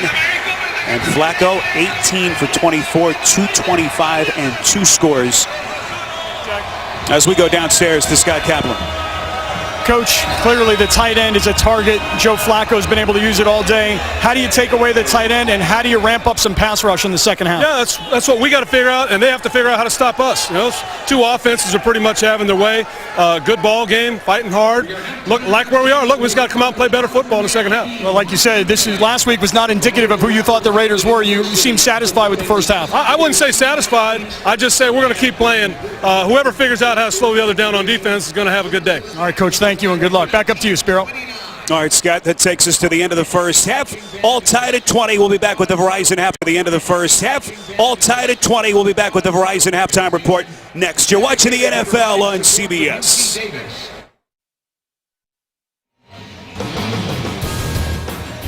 All tied at 20 as we welcome you back to O.co Coliseum as we are just about ready for the third quarter. Now let's take a look at the DirecTV Ultimate Picture Cam. Joe Flacco over the middle to the tight end. Crockett Gilmore, that second effort, getting him in his second touchdown catch of the first half. As the Ravens able to come back from 10 down and able to tie it with that late field goal from Justin Tucker at 20. Spiro Dedes and Will Cox. We'll hear from Scott Kaplan in just a couple of minutes. Second half adjustments, Solomon. What do you expect in the second half? It's been a fun game so far. It has, and both quarterbacks have gone up and down the field. If you're the Baltimore Ravens, you got to start to now begin to generate some kind of pressure without Terrell Suggs, and then you got to turn on Justin Forsett. Get the run game going for the Baltimore Ravens. If you're the Oakland Raiders, you've got to defend the seam route and cover their tight ends. Gilmore and Max Williams have combined for 5 catches and 2 touchdowns in the first half. They did a poor job of covering tight ends 1 week ago, and again, that trend has continued today.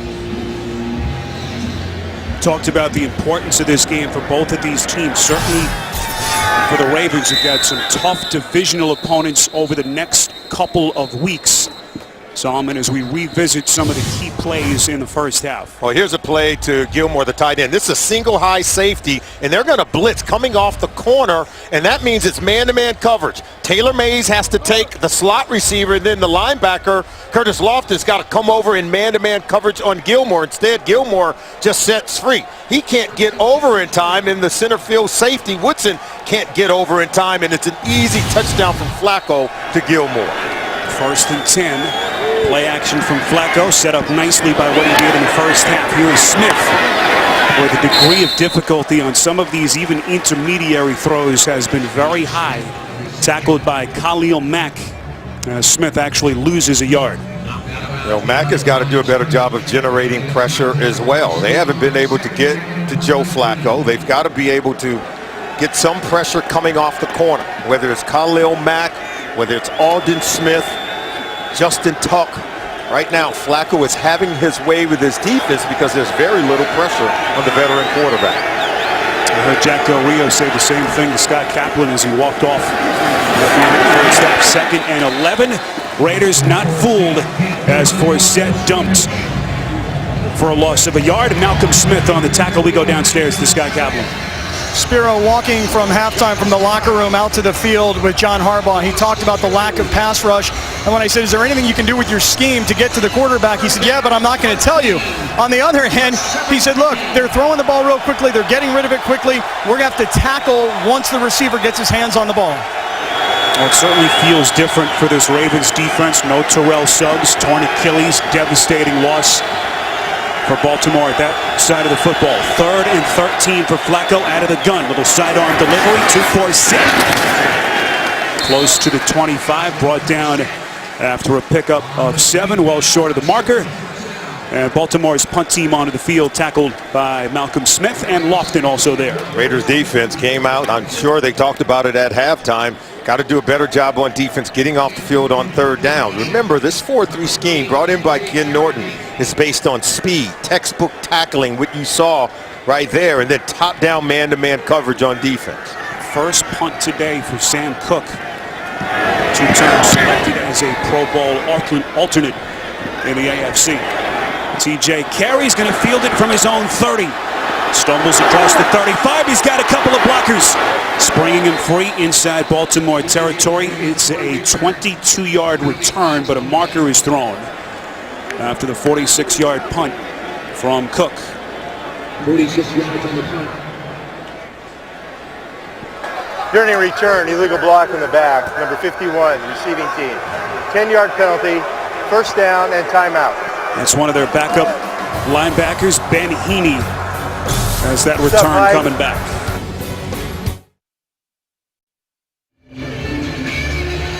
Well, Derek Carr, a question mark on whether he would play after going down with that deep bruise on his right throwing thumb late in the first half last Sunday. Quickly put those questions to bed with what was a marvelous first half. You saw that last stat. First Raiders quarterback since Carson Palmer in 2012 to throw for 200-plus yards in the first half. 1st and 10. Carr is going to roll out. Pump fakes. Fires on the run. Intended for Crabtree. It's incomplete. We talked with him on Friday, Sam. He said there was little to no chance that he was going to sit this game out. He understands his responsibility to this team, and boy, did he come out making plays. He said he had to stay calm. He had to control the excitement and energy he felt last week, which he felt threw him off his game. Well, he was able to suppress that and come out and play at a very high level in the first half of this ball game. Now he's got to figure out how to win, how to close out games against top competition in the National Football League. But he understands what he means to this organization to be available each and every Sunday. 2nd and 10. Carr under center. Play action. Fakes the handoff to Murray. And the pass intended for Reese is incomplete. And another penalty marker comes in from that Ravens secondary. Courtney Upshaw was dropping back in coverage. Pass interference, number 91 defense, automatic, 1st down. And it's on Upshaw. Yeah, Upshaw's working against Marcel Reese. We told you they were going to go to Reese sooner or later. Reese had 2 touchdown receptions in the 4th quarter of last week's game in space. Not sure that Upshaw is up to the challenge. Thought he had good positioning, but yet using his hands in coverage beyond that 5-yard boundary where you're allowed to grab, hold, and control the receiver. Once you get beyond 5 yards up the field, you got to move your feet, take your hands off the receiver. So 1st and 10 after the penalty. Latavius Murray flanking Carr. And spotted just outside the 42. Quick strike. This is Cooper, the rookie, turning those legs close to the 50 and run out of bounds at around the 47 by Jimmy Smith. Tuesday, it's a matchup you don't want to miss. Stephen Colbert goes one-on-one with Donald Trump this Tuesday on The Late Show with Stephen Colbert. Early stages, 2nd half, Spiro Dedes, Solomon Wilcox, Scott Kaplan. 2nd and 5, another quick strike from Carr. Murray out of the backfield. And just to go back to Carr, we spent a lot of time with him on Friday. Solomon, he's such a likable kid. He's humble, and it's so clear and genuine that he wants to be great with this franchise that has been searching for a franchise quarterback for so long. Yeah, and I asked him, I said, you know, how do you play the position? He said, the #1 goal, protect the football. He certainly has done that here. That's a completion to Crabtree, who feels like he's got the first down, and it is as they move the chains yet again. And Spiro, he said, not only does he have to protect the ball, he says, I got to protect myself. I learned that watching my brother play in Houston. He said his brother David Carr told him, hey, you got to be able to protect yourself by getting the ball out of your hands quickly and into the hands of your receiver. Knowing blitz protections and blitzing schemes, I think allows him to play at a high level so early in his career. Raiders go 2 tight ends on 1st and 10. Murray showing some burst inside the Baltimore 40, picks up 9, tackled by Mosley and Webb. And once again, this Ravens defense backpedaling. Yeah, this Ravens defense looks totally different from the defense we saw 1 week ago in Denver, where they were stout. They were able to baffle Peyton Manning in the passing game. They pressured him, were able to turn him over. As you take a look at the defensive coordinator, Dean Pease, right now they're having problems really stopping the quick passing game from Derek Carr. 2nd and a short 1. Murray's got it and more. Ducks inside the 35. Close to the 32-yard line, tackled by Lawrence Guy. You know, Salmon, you had to expect there to be an emotional hangover after they watched their guy Suggs, their emotional leader, get carted off the field, and so far it just hasn't been the same defense. Yeah, and when you talk to Coach Harbaugh and even Joe Flacco, he says, you know, we have other leaders on this football team. They cited guys like Marshall Yanda. On defense, they talked about Darryl Smith, a 12-year veteran out of Georgia Tech, and some of the other guys, even C.J. Mosley and Chris Canty. But now that leadership has to take form in the presence of production on game day. Looks like some movement Start, on the Raiders number 88, side. offense, 5-yard penalty, still first down. That's the rookie tight end out of Miami, Clive Walford, their 3rd-round pick, who Jack Del Rio said would be more worked into the offense in this game.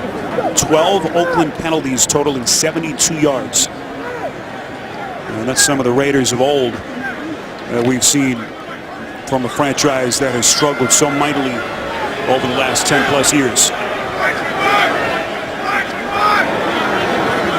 Reese, the fullback, in the slot as they go 3 wide receivers towards the top of your screen. 1st and 15.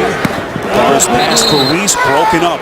What a defensive recovery by the safety, Will Hill, who revived his career last season. The Ravens locked him up with a 2-year extension as his reward. Hill knew they were blitzing that time, so it was a three-step drop from Carr, and so the ball's going to come out quick. There you see C.J. Mosley, Darryl Smith, 51, 57, right around the line of scrimmage, trying to get penetration, forcing the quick throw from Derek Carr. A few times they've been able to generate a rush against Carr, who does such a good job of getting rid of the football quickly. 2nd and 15. This is Taiwan Jones, the 50-year running back. Jones, like a pinball, getting to the 30-yard line. Elvis Dumerville, Mosley, also Darryl Smith on the tackle. He picks up 7 hard-fought yards. Let's see if C.J. Mosley will take us to the ball, as he normally does, getting on top of blockers. That time you see the cutback, and Malik Jackson stayed with him. Mosley's able to get there, but Elvis Dumerville did a really good job of closing in from the backside on that play. Well, Dumerville expected to be more of a 3-down player, as he was for most of his career in Denver. One of the differences now with Suggs out for the season. Play clock down to 1. Carr gets it off, 3rd and 8. Strikes far side. Pass a little bit low, intended for Crabtree again, who had a couple of steps on Webb.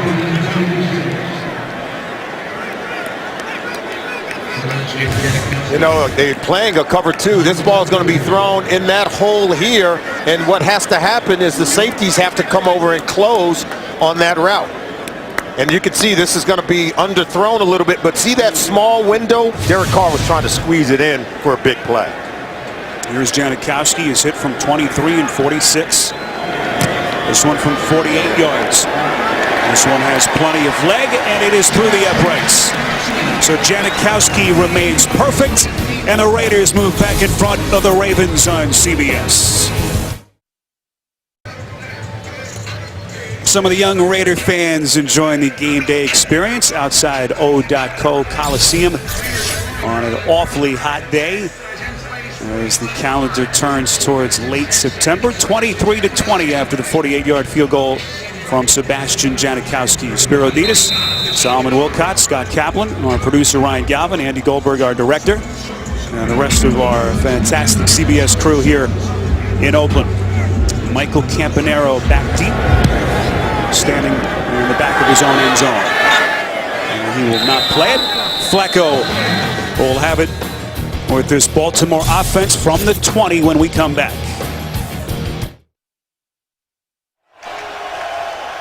Khalil Mack on the Oakland sideline as their defense back onto the field. 1st and 10, Baltimore from the 20, down 3. Flacco has used the play action well in this game. Pass incomplete, intended for Steve Smith. One of the concerns today for Baltimore, Solomon, their offensive line. We know that Eugene Monroe was out with the concussion. What have you seen from Hurst and Wagner? Oh, they're doing a really good job. They're holding up. They're protecting Joe Flacco, which has allowed Flacco to get hot so far in this ball game with 19 completions. So Hurst, Wagner, they're holding up. Khalil Mack, he's not able to get pressure on Flacco. On the other side, neither is Aldon Smith. So right now, the young tackles are holding up. 2nd and 10. Flacco again play action. This time tries the near side of the field. Smith connects. What a play by Steve Smith, jawing at the Raiders sideline. 1st down reception from the 15-year vet. He picks up 11. And you can tell Mark Trestman, the offense coordinator, has a lot of confidence right now, I think, in these tackles to hold up on these long vertical routes outside on the perimeter. It takes a long time for those routes to develop. Protection has to be able to hold up to give Flacco time to hit the top of his drop and still drive the ball deep outside the number. Flacco on 1st and 10. Far side, it's Smith again. Smith over the century mark. 6 yards on that catch. He's got 7 catches, Solomon, 118 yards, 48th career game where he's eclipsed the 100-yard mark. That's the 7th most in NFL history. And we've seen Trestman dial up 3 consecutive pass attempts for Flacco on this drive. 2 coming off play action to kind of help that offensive line. But right now, they're very confident that they can protect and keep guys like Khalil Mack from getting to Joe Flacco. Mack back on the field on 2nd and 4. Here is 4th set. Flacco trying to soften him up with the pass. Malcolm Smith, a former Super Bowl MVP a couple of years ago. On the tackle, it'll be 3rd down coming up. This Malcolm Smith is a really good football player. I mean, he's got good instincts. He's not overly huge, but he knows the system well. And you can tell he plays faster than the other 10 guys on defense because he's familiar with the system. He knows where to be, and he can play much faster without any guesswork.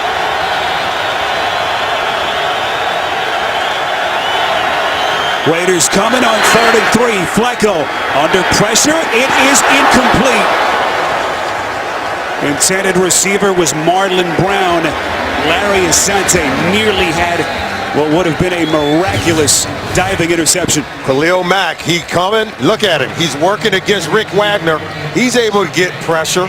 They're able to also get Lamar Smith in the backfield. It forces the overthrow from Flacco and near interception.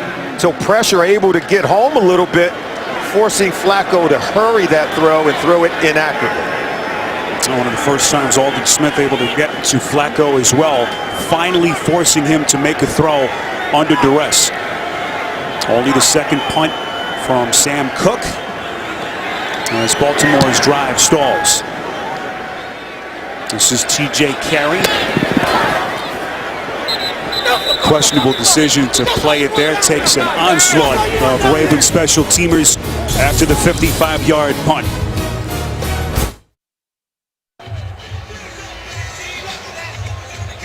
Khalil Mack being worked on a right leg on the Raiders sideline. We talked about what a nice job Baltimore have been doing with their pass protection. First time that the Raiders defense have been able to generate any kind of rush in this game. Latavius Murray, the lone setback for Oakland. 1st and 10 from just outside the 15. Carr all day to throw. Takes a chance down the far side. Incomplete. And a late marker comes in. Amari Cooper, the intended receiver. The marker thrown way back at around the 48 of Oakland. Holding. Number 22 defense. 5-yard penalty automatic. 1st down. It's Jimmy Smith, 2nd penalty. He had the unsportsmanlike earlier. Solomon, he was beat for the early touchdown by Cooper.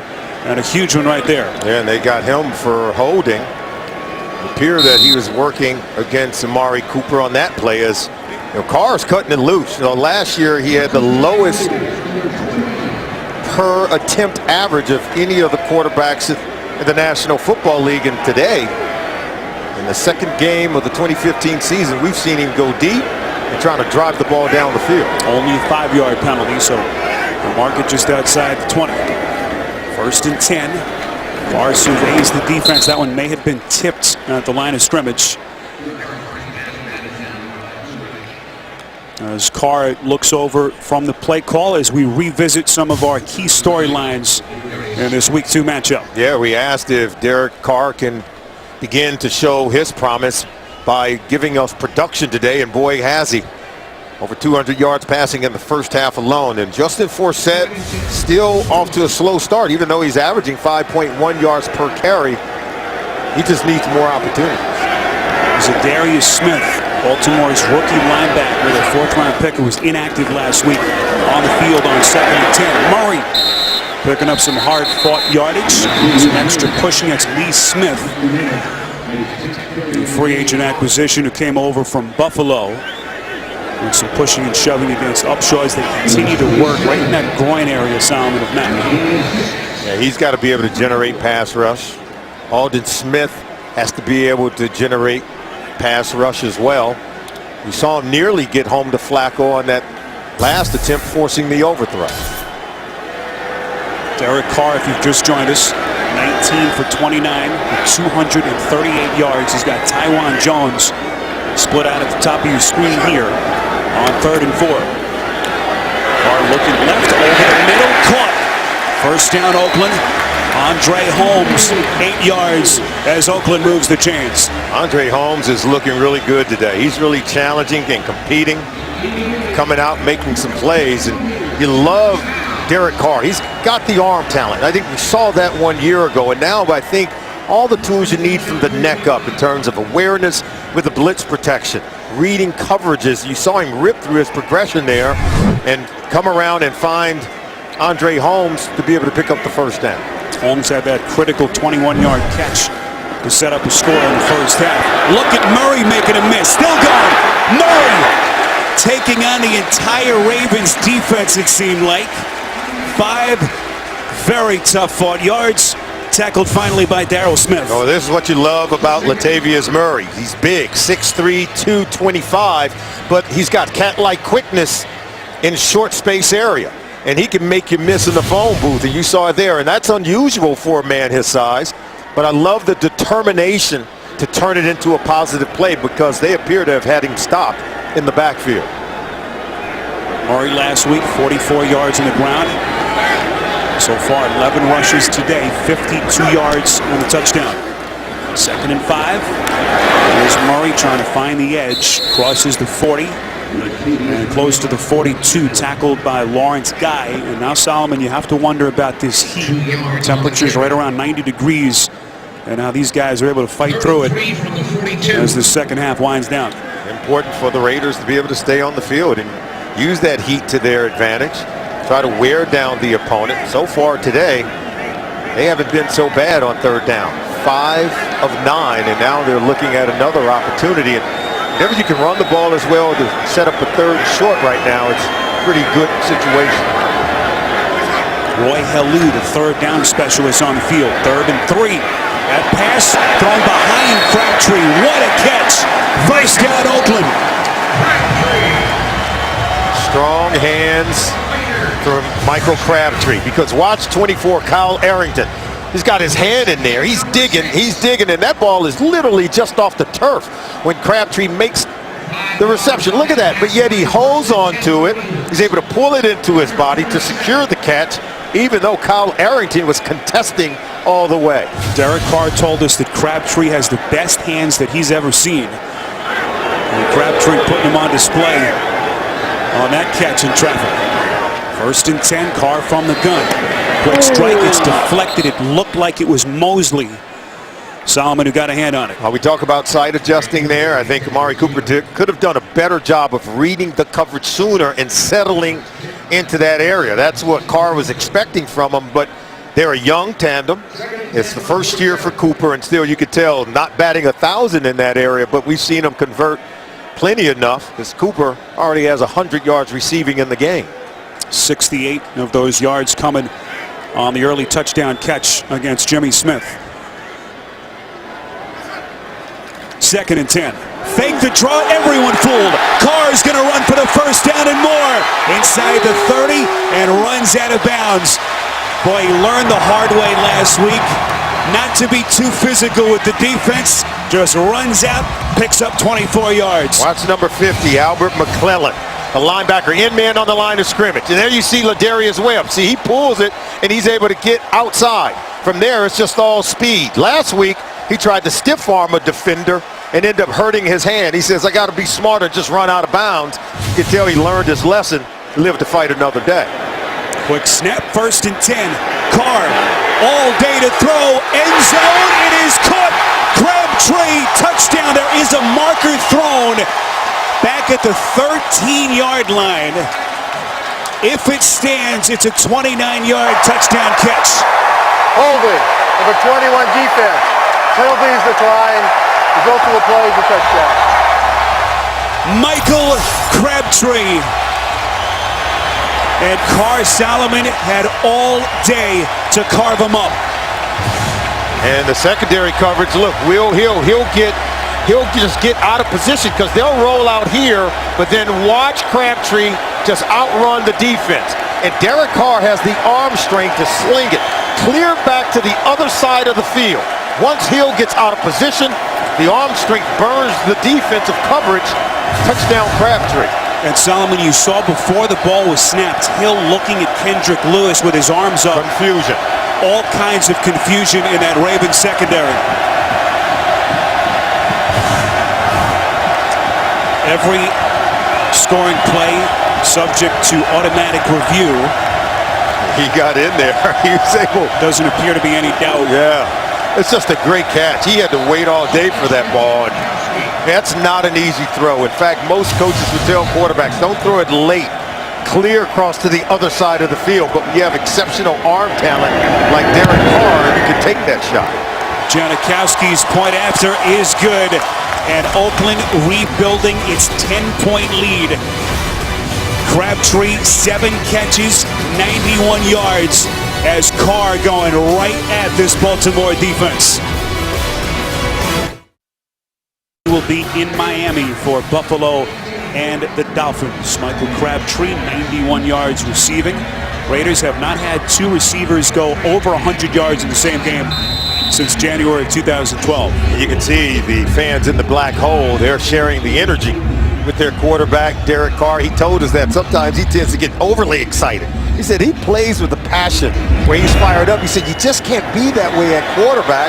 You got to learn to stay calm. We go to New York in an update with JB. Spiro, not a sight Dallas fans want to see. Yeah, Tony Romo goes back to pass, sacks, loses the ball. Philadelphia will recover. But the seriousness is right here as you see Tony Romo holding his left shoulder. He came out of the game, replaced by Brandon Whedon. The extent of the injury yet to be determined. Back to Spiro, Solomon, and Scott. How about this, JB? No DeMarco Murray, no Dez Bryant, now no Tony Romo playing for Dallas. Got the news earlier that absence of Dez Bryant may be longer than they initially thought. Quick strike, crossing route over the middle, and now Flacco looking at Smith almost exclusively. Solomon with the other receivers so inexperienced and unproven. First down catch. Yeah, DJ Hayden in coverage, and if Charles Woodson doesn't make this tackle, Steve Smith Sr. is going to run a long way for a touchdown. Excellent tackle by the veteran safety. Steve Smith putting together an incredible day. DJ Hayden is the injured Raider. Smith now 8 catches, 132 yards. Let's go downstairs to Scott.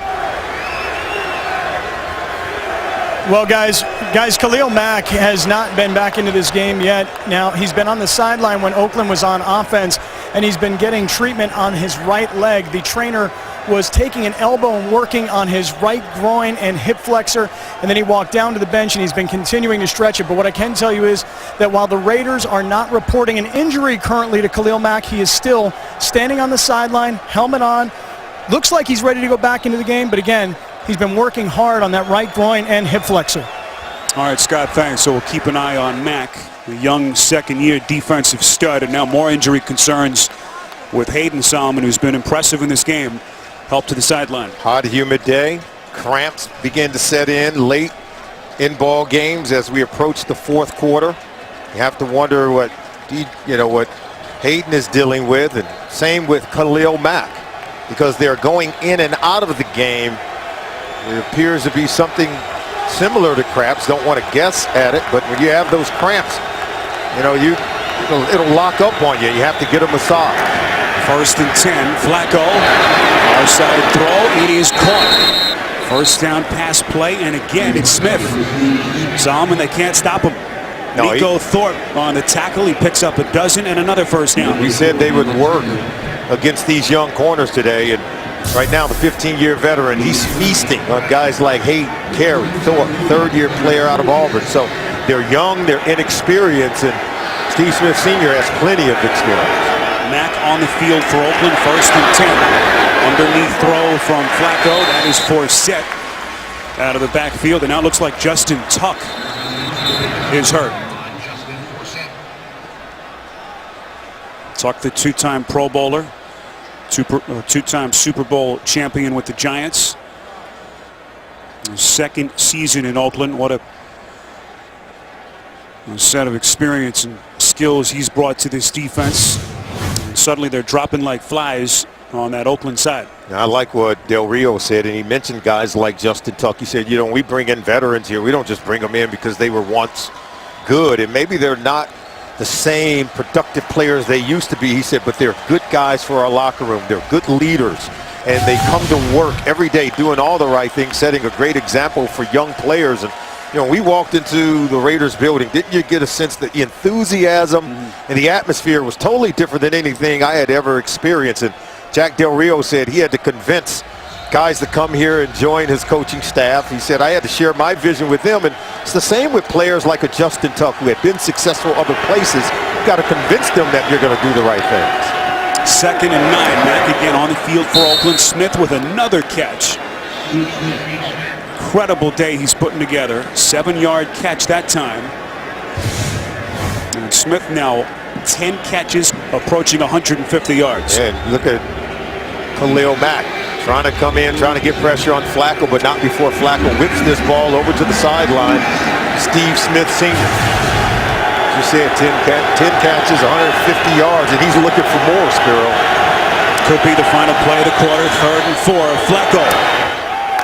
That pass incomplete.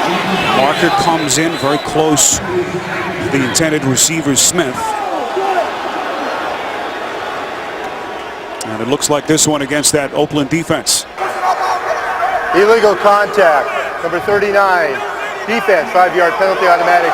First down. That's Keith McGill, the backup cornerback. Remember, they teach top-down defense. So look, hand on them. Still right about that 5-yard area, then hand comes off. And then it was actually Steve Smith Sr. who gave the last shove. I think he was in excellent position to have his hands on the receiver, but then I thought as they left that 5-yard area, I thought McGill took his hands off the receiver. Justin Tuck back on the field. This is 1st and 10.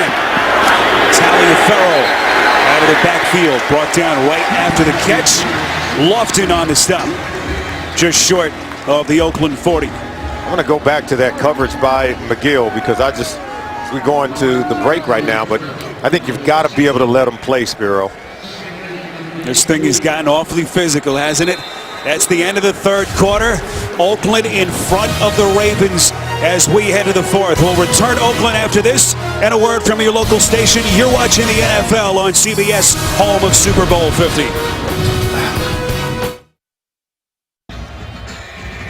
Back with you in Oakland. Start of the fourth quarter. The Raiders in front of the Ravens by 10. The quarterback efficiency, Solomon, so impressive. Yeah, they're lighting it up. Neither quarterback has rarely been touched. They haven't thrown an interception, so they're on fire. It may come down to who has the ball last here today. Taliaferro, again, who was inactive last week. The lone setback. Flacco just had to get rid of it, and a late marker comes in.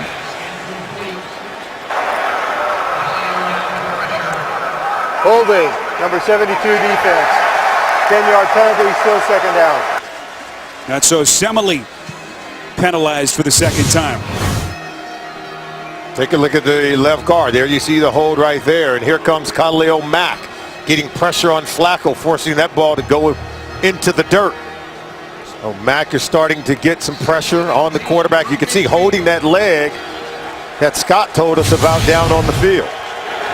Saw the trainers working on that right groin area, but Mack's going to quit his way through on 2nd and 18 and stay on the field.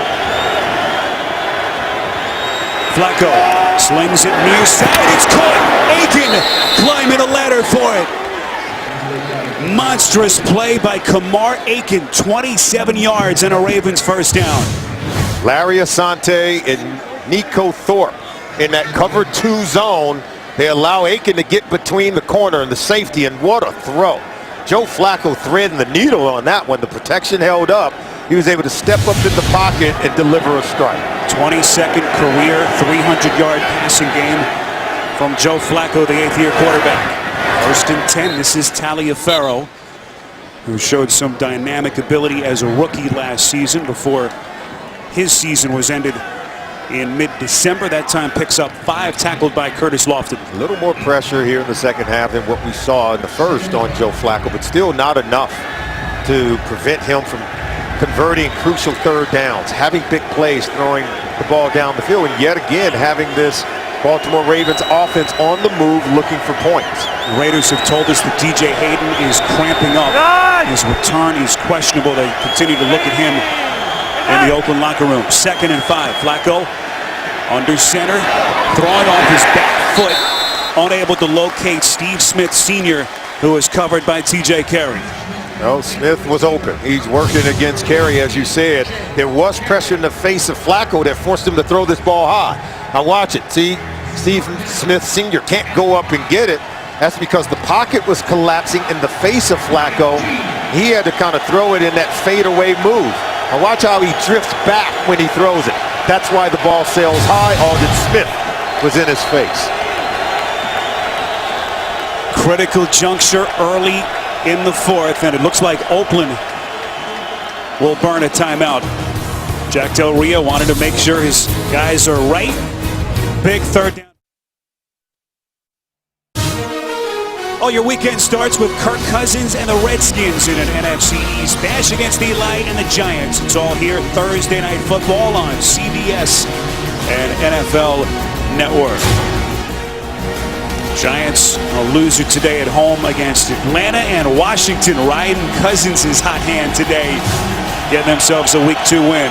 Enormous 3rd and 5 here as Flacco will work from the gun just inside the Oakland 20.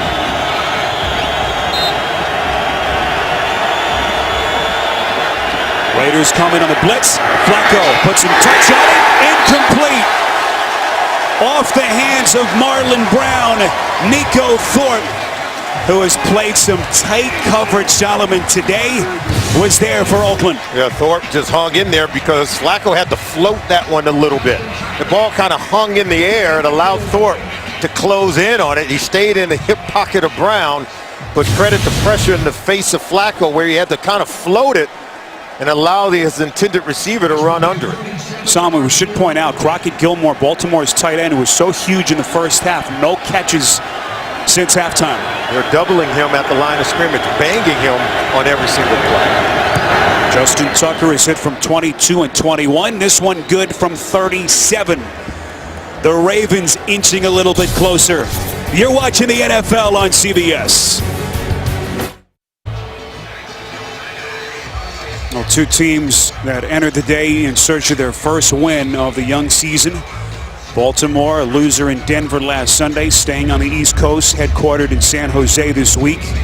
And the Raiders blown out here at home by the Bengals.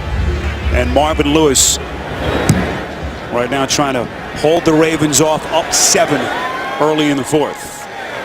Solomon, we mentioned Crockett Gilmore, the big first half that he had. What has been Oakland's adjustment since then? Yeah, we said they would have to adjust at halftime. Here he is right here, but watch how they just come and just jam him at the line of scrimmage. There's going to be two defenders colliding with him right there, and then that forces Flacco to go elsewhere with the ball. We told you pressure in his face made him floated on third down play because this Raiders defense is locked in on taking the tight end away from Joe Flacco. We'll see if the Raiders can continue that trend. As we're now in the fourth quarter, you know Flacco is going to try to go back to Crockett looking to make a play.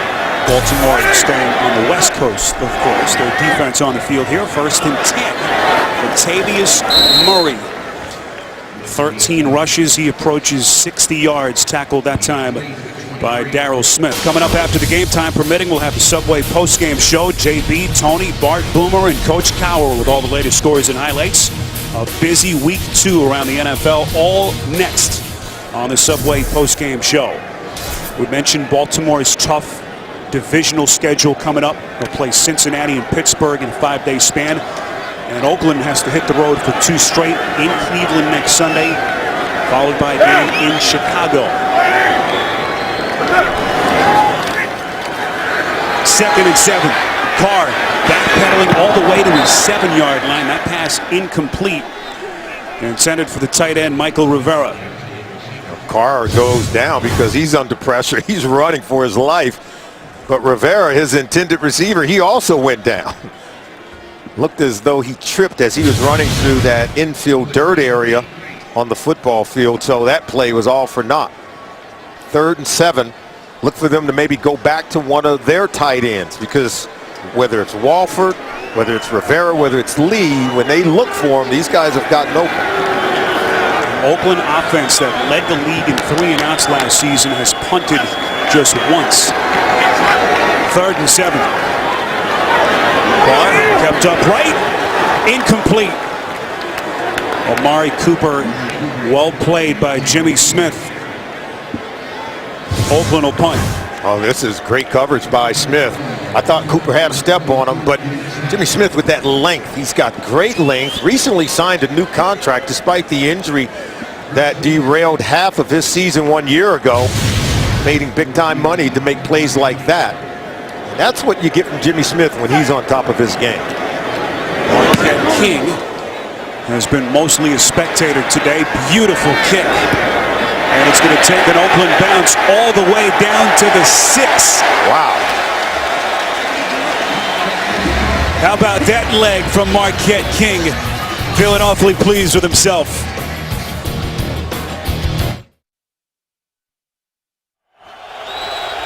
Welcome back to Oakland. The Raiders lead the Ravens 30-23. Raiders cornerback DJ Hayden went into the locker room, got a bag was able to get water, and he's back out on the field. Cramping up, so a good sign for that Oakland defense. Just to go back to the punt by Marquette King, Solomon, 70 yards before that last time out, longest of his career. And you hear coaches talk about special teams. That punt, just so big for Oakland. It flipped the field. I mean, that was a Ray Guy-like punt. You know, Ray Guy, Hall of Fame career here with the Oakland Raiders, and boy, that was reminiscent of what he did for this team for so many years. Aiken, catch and run. He's going, still on his feet, crosses the 45 and all the way inside Oakland territory. Finally forced out of bounds by Charles Woodson. 38 yards on a catch and rip from Kamar Aiken. That's all we're going to do. We're going to show you that, and then watch him on the catch and run. He is determined. Remember, he fumbled on their first offensive play and turned the ball over and gave the Raiders the ball immediately to take a 10-point lead. You can tell he's trying to make up for it, and what an effort on that play by Aiken. Aiken able to beat Nico Thorpe on the crossing route. First down and a lot more for the Ravens. Draw play, Lorenzo Taliaferro, the big dynamic second year back out of Coastal Carolina. Back to New York and an update with JB. Spiro, the injury news on Tony Romo, not good. Jordan Hicks falls on Tony Romo here on this play. It's been diagnosed as a fractured left clavicle. There's no timetable for his return. Brandon Weeden is now the quarterback of the Dallas Cowboys. And more tests will be performed tomorrow. Back to Spiro Ditas. All right, JB, devastating news. Penalty marker comes in. Gilmore, who had the monstrous first half, no catches since. Locked in on the coverage with Pass Larry Asante. interference, number 42 defense. Automatic first down. Asante is locked in man-to-man coverage against Crockett Gilmore. Gilmore is giving this defense fit. Look at the right hand of Asante. He wraps them and then he turns them. See, and that's what the official is looking for. If you just have the hand there as sort of a positioning maneuver and don't turn the intended receiver, you're going to get away with the touch. First and 10. Here's Gilmore inside the 30. Close to a first down for Baltimore. About a yard short. Stopped by Malcolm Smith. Coming up after the game time permitting, the Subway postgame show from New York. JB, Tony, Bart, Boomer, and Coach Cower with all the latest scores around the league here in week 2. All coming up on the Subway postgame show. Flacco on second and short. The give to Forsett. Inches inside the 25, and the Ravens with a first down and 10. As that clock continues to run, we come up on 10 minutes left in a 7-point game. New set of downs. Joe Flacco's trying to tie this ball game up. He's got his offense just churning out yards each and every play. Already over 300 yards passing on the day for Flacco. Right now, he's just really picking this defense apart. First and 10. Flacco connects. That's Marlon Brown over the middle. Brown stopped by Curtis Lofton right at the 20. They pick up 4. As Flacco bouncing back, we talked about his performance last Sunday in Denver. Lowest passer rating for him since week 4 of 2011. You rarely will see Flacco struggle in back-to-back games. That's right. So far, 30 of 40 today, 368 yards and 2 touchdowns. But they need some more here, down 7. Draw play 2-4-7. Forward progress takes him to the 15. 4 more yards, about a yard short, Solomon, on the first down. Well, this offense has been really good today because Forsett has been good in these situations. We saw him convert a 3rd and 15 on a draw play in the first half to get those final few points at the end of the first half, and now you saw him convert that play to create a 3rd and 1 opportunity. 3rd and short. Trestman dials up the run. Forsett needed to get to the 14. And Forsett appears to be inches short. It'll be 4th down and decision time, Solomon, for Mark Trestman and John Harbaugh. I think they're doing a good job. Remember, they have already converted one other 4th down opportunity. We already told you, just running the ball. Trestman has been able to convert a 3rd and 15. So, yeah, I'd be inclined to stay on the field. The Raiders haven't really stopped this offense all day. 4th and inches. Flacco's going to try to lunge for it. Pile moves, and he's got it. First down, Ravens. Yeah, it helps they have a quarterback who's 6'6", 245 pounds, right? he can fall forward over Jeremy Zutall, the center. Look at him. He's just plowing behind that big offensive line, and Flacco's pretty strong himself, able to get the 1 yard easily. 114th consecutive start, 3rd longest active streak in the NFL. As durable a quarterback as there is in the NFL. First and 10 from just outside the 13. Taliaferro flanking Flacco. Pocket collapses, short pass, Taliaferro. Inside the 10, close to the 7. Tackled by Malcolm Smith, and now you have to wonder about this Oakland defense, Solomon, gassed. They've been on the field a long time in this heat. Oh, they're wilting in the sun, there's no doubt. Remember, this Baltimore Ravens drive started at their own 7-yard line. So Joe Flacco and this offense is red hot, just slicing right through this Raiders defense.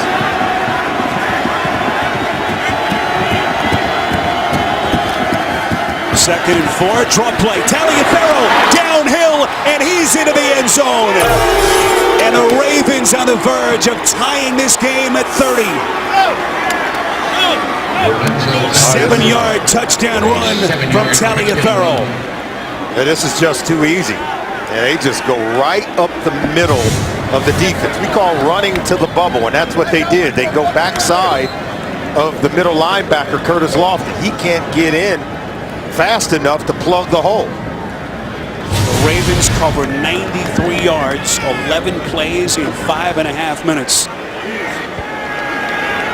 As Flacco marches him down the field. 33-yard point after from Tucker. Perfect. Back and forth they go in Oakland. The Raiders and Ravens here in week 2. You're watching the NFL on CBS.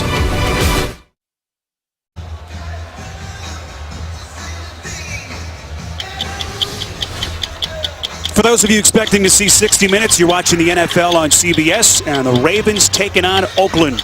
Alongside Solomon Wilcott, Scott Kaplan, I'm Spiro Dedes, all tied at 30. 60 Minutes will be seen in its entirety immediately following this game, except on the West Coast where it will be seen in its regularly scheduled time.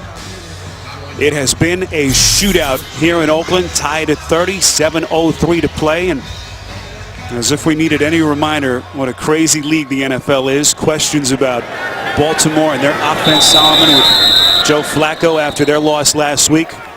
Others throwing dirt on the Raiders, blown out here at home, and boy, have they responded today. Yeah, here's where we are. Amari Cooper got it going in the first quarter with a 8-yard touchdown grab, and then Gilmore, he gets the Ravens on the board. He's had a hot day all day. Latavius Murray gives the Raiders balance on offense by getting into the end zone, and then Gilmore, his second touchdown of the day. And then Carr to Crabtree as they catch the Ravens defense slipping. And then Taliaferro ties it up, 30 apiece here in the fourth quarter. That's where we stand now, and Derek Carr has the football. Carr is thrown for 280 yards, 2 touchdowns. That pass is complete. Michael Crabtree, who had the touchdown earlier, just outside the 25-yard line, a pickup of 6. Neither team has been able to mount much of a pass rush on the quarterback, and that's why both quarterbacks have had huge games here today. And Carr has gotten into rhythm, and I just think his receivers, Cooper, Crabtree, Holmes, and Reese, have had big games. They have to continue to make plays and learn how to win as a young football team. Rivera, the tight-ended motion. Draw play. This is Murray. Crosses the 25, close to the 29-yard line. Amari Cooper, if you've just joined us, the 4th overall pick. First 100-yard receiving game of his young career. 6 catches, 97 yards for Crabtree. And Steve Smith, a $150, Solomon, for the Ravens. How about that? 15-year veteran putting up those kind of numbers. Got a rookie on the other side, and Amari Cooper. Both teams want it badly. The 10 catches, by the way, for Steve Smith Sr., the most for him in a game since October the 14th of 07. Big 3rd and 1 play here. It is Murray, first down, Oakland. We'll see where they spot the football as forward momentum takes him to around the 33, picks up 3, and a big Oakland first down. I'll never miss a moment of football action with the CBS Sports app. Every play, every story, and every highlight right as they happen. Download the CBS Sports app right now. O.co Coliseum, Week 2 showdown. And what an AFC clash this has been. Spiro Dedes, Solomon Wilcott, Scott Kaplan. 1st and 10, Carr from the gun. From their own 33. Take the handoff to Murray. Far side, intended for Crabtree. It's intercepted. Will Hill on the pick. Baltimore needed something from its defense, and their safety provides it. 25 yards on the return. Monstrous play by Hill. And Hill just sits on it. He's deep in center field. Here he is right here, and we're just watching. Watch him track this ball thrown from Carr, and this one is just sort of flutter. It just hangs. Okay, and then Crabtree falls down, but Hill does a good job of high-pointing the football. Crabtree could not, turns into an interception. And if you're Carr, you got to throw that ball close to the sideline. where either your guy can get it or no one. You hang it up there, and Hill's going to make a play on it. So just a throw that Derek Carr wishes he had back. Only the 4th interception in the career of Will Hill, and his 2nd as a Raven. Resurrected his career after the off-the-field issues with the Giants. Gives Flacco and his offense a short field. 1st and 10, it's Aiken. Little cutback maneuver close to the 25. 1st down catch. 11 yards for Aiken. His 5th catch as he approaches 90 yards receiving. Both quarterbacks having a huge day. May come down to the one who has the costly error here in the 4th quarter. Joe Flacco, he was just wanting his defense to get him the ball back, and boy, did that. Taliaferro flanking Flacco, takes the give. Bull rush from Taliaferro, brought down finally from Autry.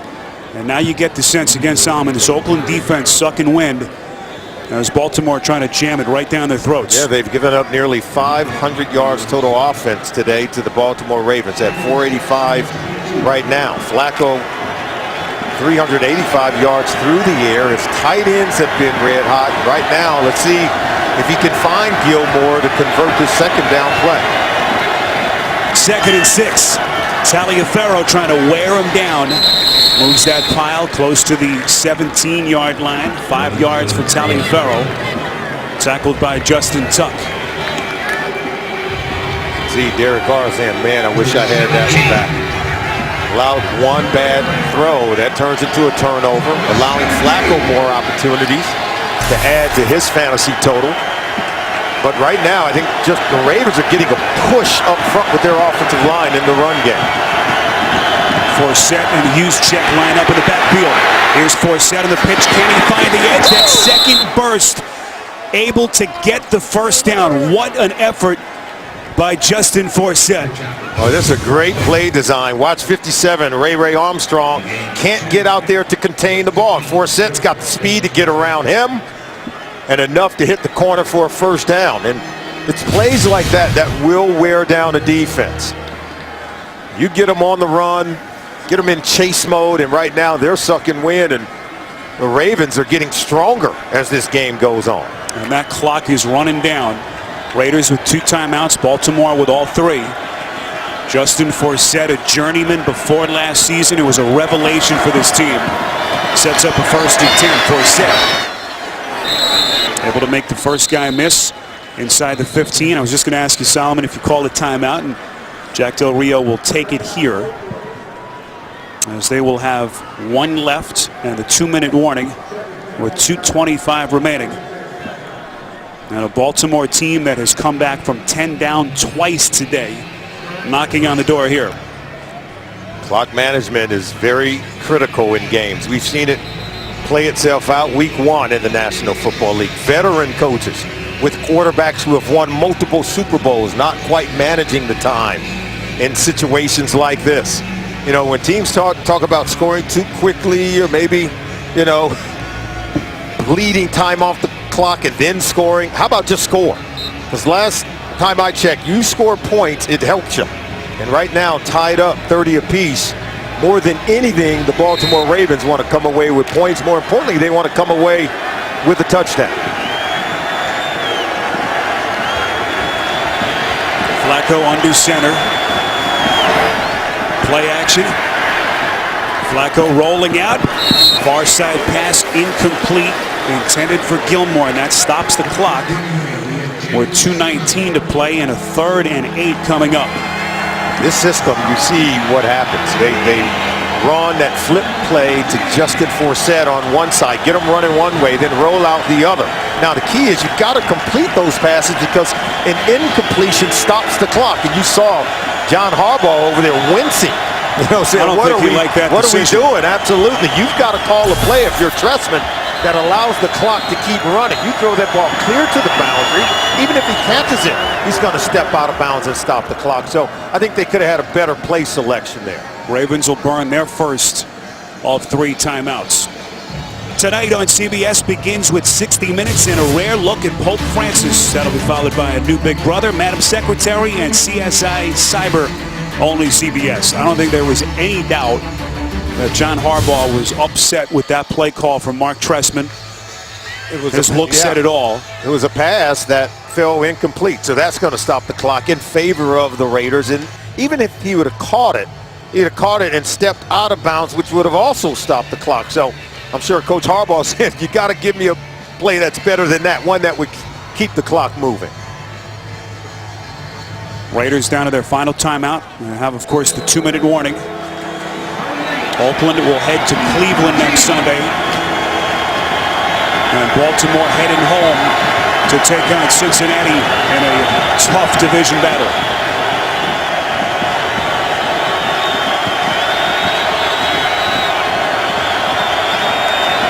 Third and 8. Flacco going end zone. He's got Steve Smith wide open. Incomplete. Flacco too hard and too high. He had Steve Smith Sr. wide open, and watch him throw him right out of bounds. There's the catch. He's trying to stay in. One down. Does he get the second one down? No, he does not. Out of bounds. It was there to be had. He had beaten DJ Hayton for the play. You see he was open, and Harbaugh's like, are you kidding me? Here's Justin Tucker. He's been good today from 22, 21, and 37. Most accurate kicker in NFL history, and he's perfect yet again. First lead for the Baltimore Ravens as a penalty marker is in late. 2:10 to play, fourth quarter. Raiders will have one timeout and the 2-minute warning. Our referee, if you've just joined us, is Pete Morelli. After the kick, personal foul, unnecessary roughness, number 89 of the defense. The field goal is good. 15-yard penalty will be enforced on the kickoff. That was Amari Cooper on the penalty. So they'll tack that on the kickoff to come, and now the tables are reversed. Derek Carr and Oakland will have to come from behind here as they try to find some late game magic. Well, let's show you how he got open. This is DJ Hayton. It's just going to be a pick play, and then watch Brown here. He's going to pick him, and Smith is going to come wide open. This is one that you've got to be able to complete. Flacco's got time, but see how he just lofts the ball up and doesn't keep him in the field of play. Got to keep him in the field of play, give him a chance to stay in bounds as he makes the catch.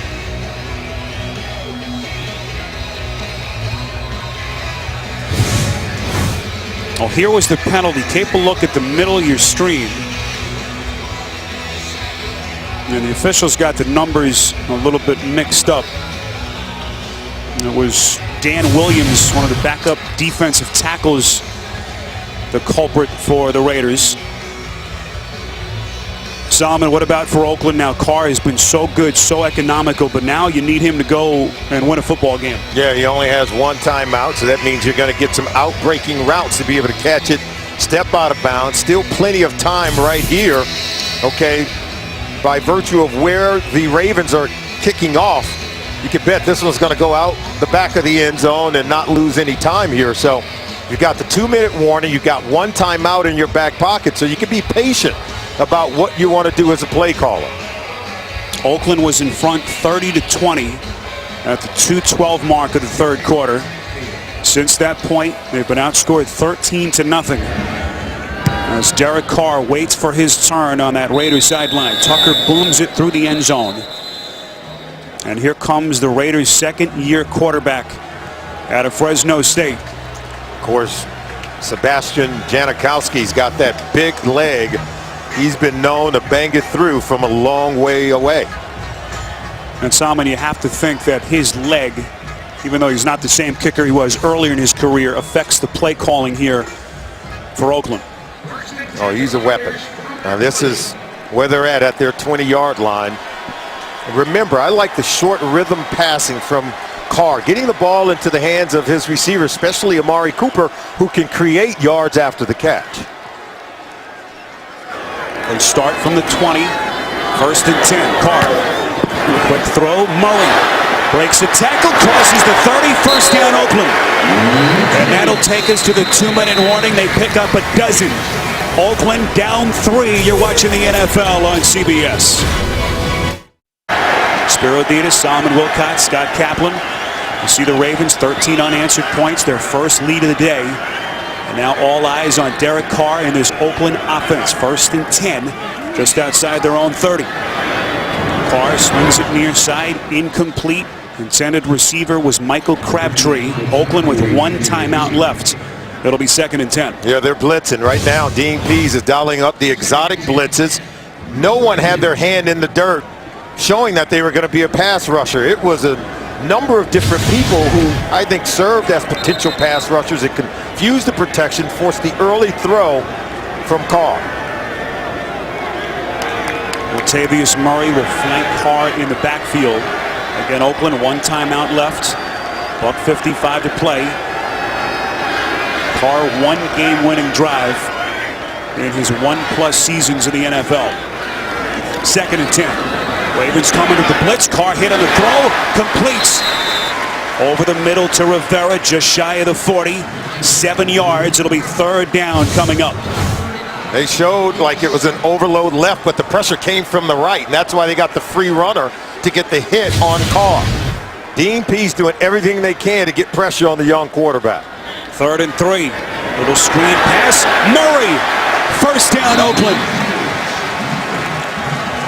Will Hill, who had that last interception on the tackle, 7 yards and a 1st down. Clock is ticking. They're in no huddle situation. They've got to pick up the tempo.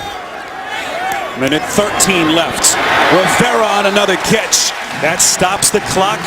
Penalty marker thrown behind the line of Personal scrimmage. foul, roughing the passer, number 97, defense, 15 yards on that, 1st down. That's Timmy Jernigan in what is an awfully huge penalty. Coaches say there are more games that are lost than that are won. This is how you lose the game for your football team if you're Timmy Jernigan. Because you got to make the opponent earn everything they're going to get. You can't just give it to them. You just hand it the Raiders 15 yards and put them within field goal range and even close now to scoring a touchdown. Well within the range of Sebastian Janikowski, who owns the 2nd longest field goal in NFL history. That 63-yarder back in 2011. 1st and 10. Oakland again still has that 1 timeout in their back pocket. And another flag thrown. Raiders can't help themselves. False start, number 77 offense, 5-yard penalty, still 1st down. 2nd time that Austin Howard has been penalized. 16 Oakland penalties totaling 106 yards in this game. You know, in critical times like this, coaches say don't think plays, think players. You know, think about the matchup advantage you can get with an Amari Cooper or one of your talented tight ends or the fullback, Marcel Reese. Latavius Murray split out bottom of your screen, 1st and 15. This is Cooper, the rookie, inside the 35. Jukes ahead to the 32, maybe the 31. 8 yards, nifty catch and run from Amari Cooper. I don't think you burn a timeout here, but you certainly need to pick up the pace and get the ball snapped. Carr quickly gets into the line of scrimmage, 2nd and 7. Surveys the defense, fires near side, it's caught. Crabtree, and that is a completion and an Oakland 1st down. Darius Webb on the coverage, 14 yards on the catch. Not many quarterbacks can make this throw. Not many receivers can make this catch so smoothly with strong hands and keep the feet in bounds as Crabtree there. Textbook work by the veteran receiver. What a play as Crabtree walks a tightrope on that sideline. And now Baltimore will burn a timeout. Their 2nd. What a finish. High drama here in Oakland. We go to New York, JB and Coach Cowher. The good foot of a red fox. Yes, Jason Myers, the rookie from Marist College, kicks a 28-yard field goal with 40 seconds left. The Jacksonville defense holds on, and the Jacksonville Jaguars beat Miami 23-20. Solomon probably knew that the nickname was Red Foxes. Back to Spiro and Solomon and Scott. Thank you, JB. What a finish. And we've had some real good finishes today around the NFL. Joe Flacco All he could do is helplessly look on after marching his offense down the field with a go-ahead Justin Tucker field goal. And now Derek Carr, Solomon, what's he thinking here on 1st and 10? He's thinking matchup. He's thinking, okay, I'm going to read the defense. If I get man-to-man coverage, then I'm going to want to get the ball to one of my talented tight ends. Look for either Rivera, Clive Walford, number 88, or Marcel Reese, who's kind of like a tight end. So one of those guys could be getting the ball here. 1st and 10 from the 17. Raiders have that one timeout left. Carr throws it near side, incomplete. Fans want a penalty, no flag. And who did he throw it to? Walford. He was matched up against Webb. Big body on little body. Walford goes 6'4", 260. Webb 5'10", 180. And look at Webb, able to come around and knock that ball down. Great play by Webb. Of course, Coach Del Rio didn't think so, but I think he has to concede. It was an exceptional play. Webb has been so gritty, had to leave the game for a brief moment early. Had to fight through all his physical ailments last season. 2nd and 10, Carr from the gun. Here come the Ravens on a blitz. Carr throwing inside, it's picked. Will Hill. There is a marker thrown and the football comes loose. A pile at the 17, 18-yard line. They're going to get Will Hill, though, for holding on the intended receiver. Holding, number 33 defense, 5-yard penalty, automatic 1st down. Now you can only make contact with the intended receiver within 5 yards. And watch Hill here, and then we're going to see the intended receiver come here. But look, he's going to jam him well beyond 5 yards, right there, using his hands against Michael Rivera. And he gets the interception, but the official is watching that position all the way down the field. They're having a conversation, and Hill's got to know better. You cover with feet, not hands, beyond that 5-yard boundary. You have to get positioning and be able to read the eyes of the quarterback and break sooner on the play. And now plenty of time for Derek Carr and this offense to take some shots into the end zone. They still have a timeout in their back pocket. Carr today, career high, 339 yards passing. A young man who avoided those critical mistakes as a rookie last season. Where does he go here on 1st and 10? Carr from the gun, over the middle. It is caught for the Oakland touchdown. Seth Roberts.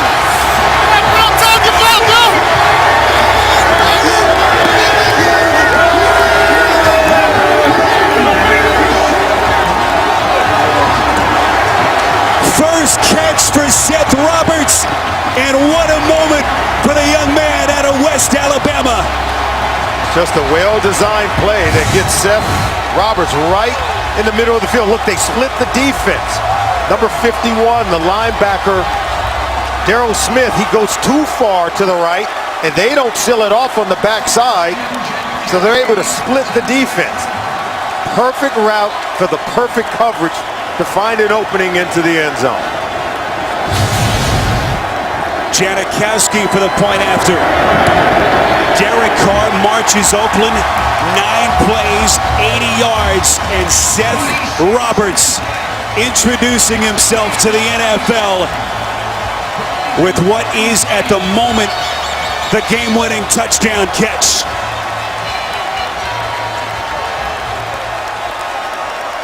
This is great for the young quarterback, Derek Carr, and the people here in Oakland. We told you he's a player, but sooner or later you got to start winning ball games, right? In order to live up to the promise we talked about, Spiro, at the beginning of the game. Can Carr and Cooper begin to deliver on the promise with production and winning a ball game? 351 yards, 3 touchdown passes for the young Derek Carr against a really good Baltimore defense. Now with 26 seconds left, you ever heard of that one play they call the Hail Mary? I don't know if Mark Trestman has that in his book, but that's what you're looking at. Maybe one shot down to the middle of the field. They still have one timeout left, and then another shot down the field into the end zone.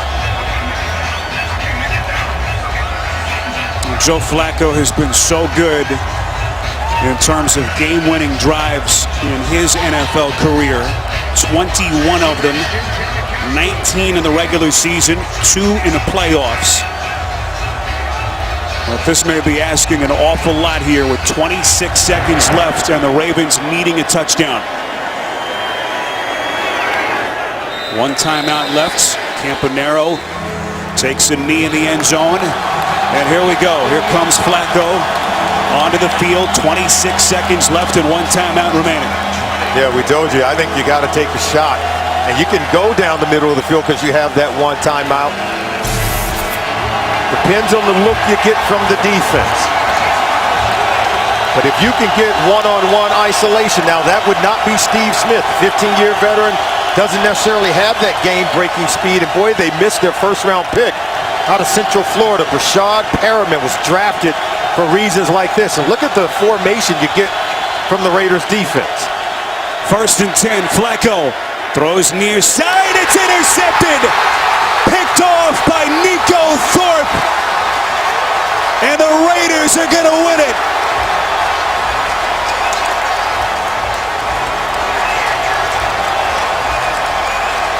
His defensive formation was set up to take away anything deep down the field. And you've got 3 very deep defenders. And there's no way you're going to get the ball around these guys right here. And so the guys in the underneath coverage are going to force you to throw it deep so that these guys on the back end can do this, pick it off. Nico Thorpe was underneath, but he kept streaking and hustling, stealing the ball away from his own defender to come away with it and seal the game. First interception in the career of Nico Thorpe, and what a moment for him. A Raiders team that was embarrassed, as their head coach Jack Del Rio called it, humbled here at home. 7 days later, what a response as they knock off John Harbaugh and the Baltimore Ravens. Second career game-winning drive for Derek Carr. Career-high 351 yards passing, and the Raiders get their first win of the Jack Del Rio era here in Oakland. And what a moment for the East Bay native as Derek Carr leads them to a victory. Derek Carr, he wanted to play in this game. Came in, injured, banged up all week long. He was not going to miss this game for anything, and boy, did he come through for the Bay Area here today. Ravens 0-2 for the first time since John Harbaugh took over. Coming up on CBS 60 Minutes, a rare look at Pope Francis. That'll be followed by a new Big Brother, Madam Secretary, and CSI Cyber, only CBS. Now for Solomon Wilcott, Scott Kaplan, our entire crew, Spiro Dieter saying so long from Oakland. You've been watching the NFL on CBS, home of Super Bowl 50.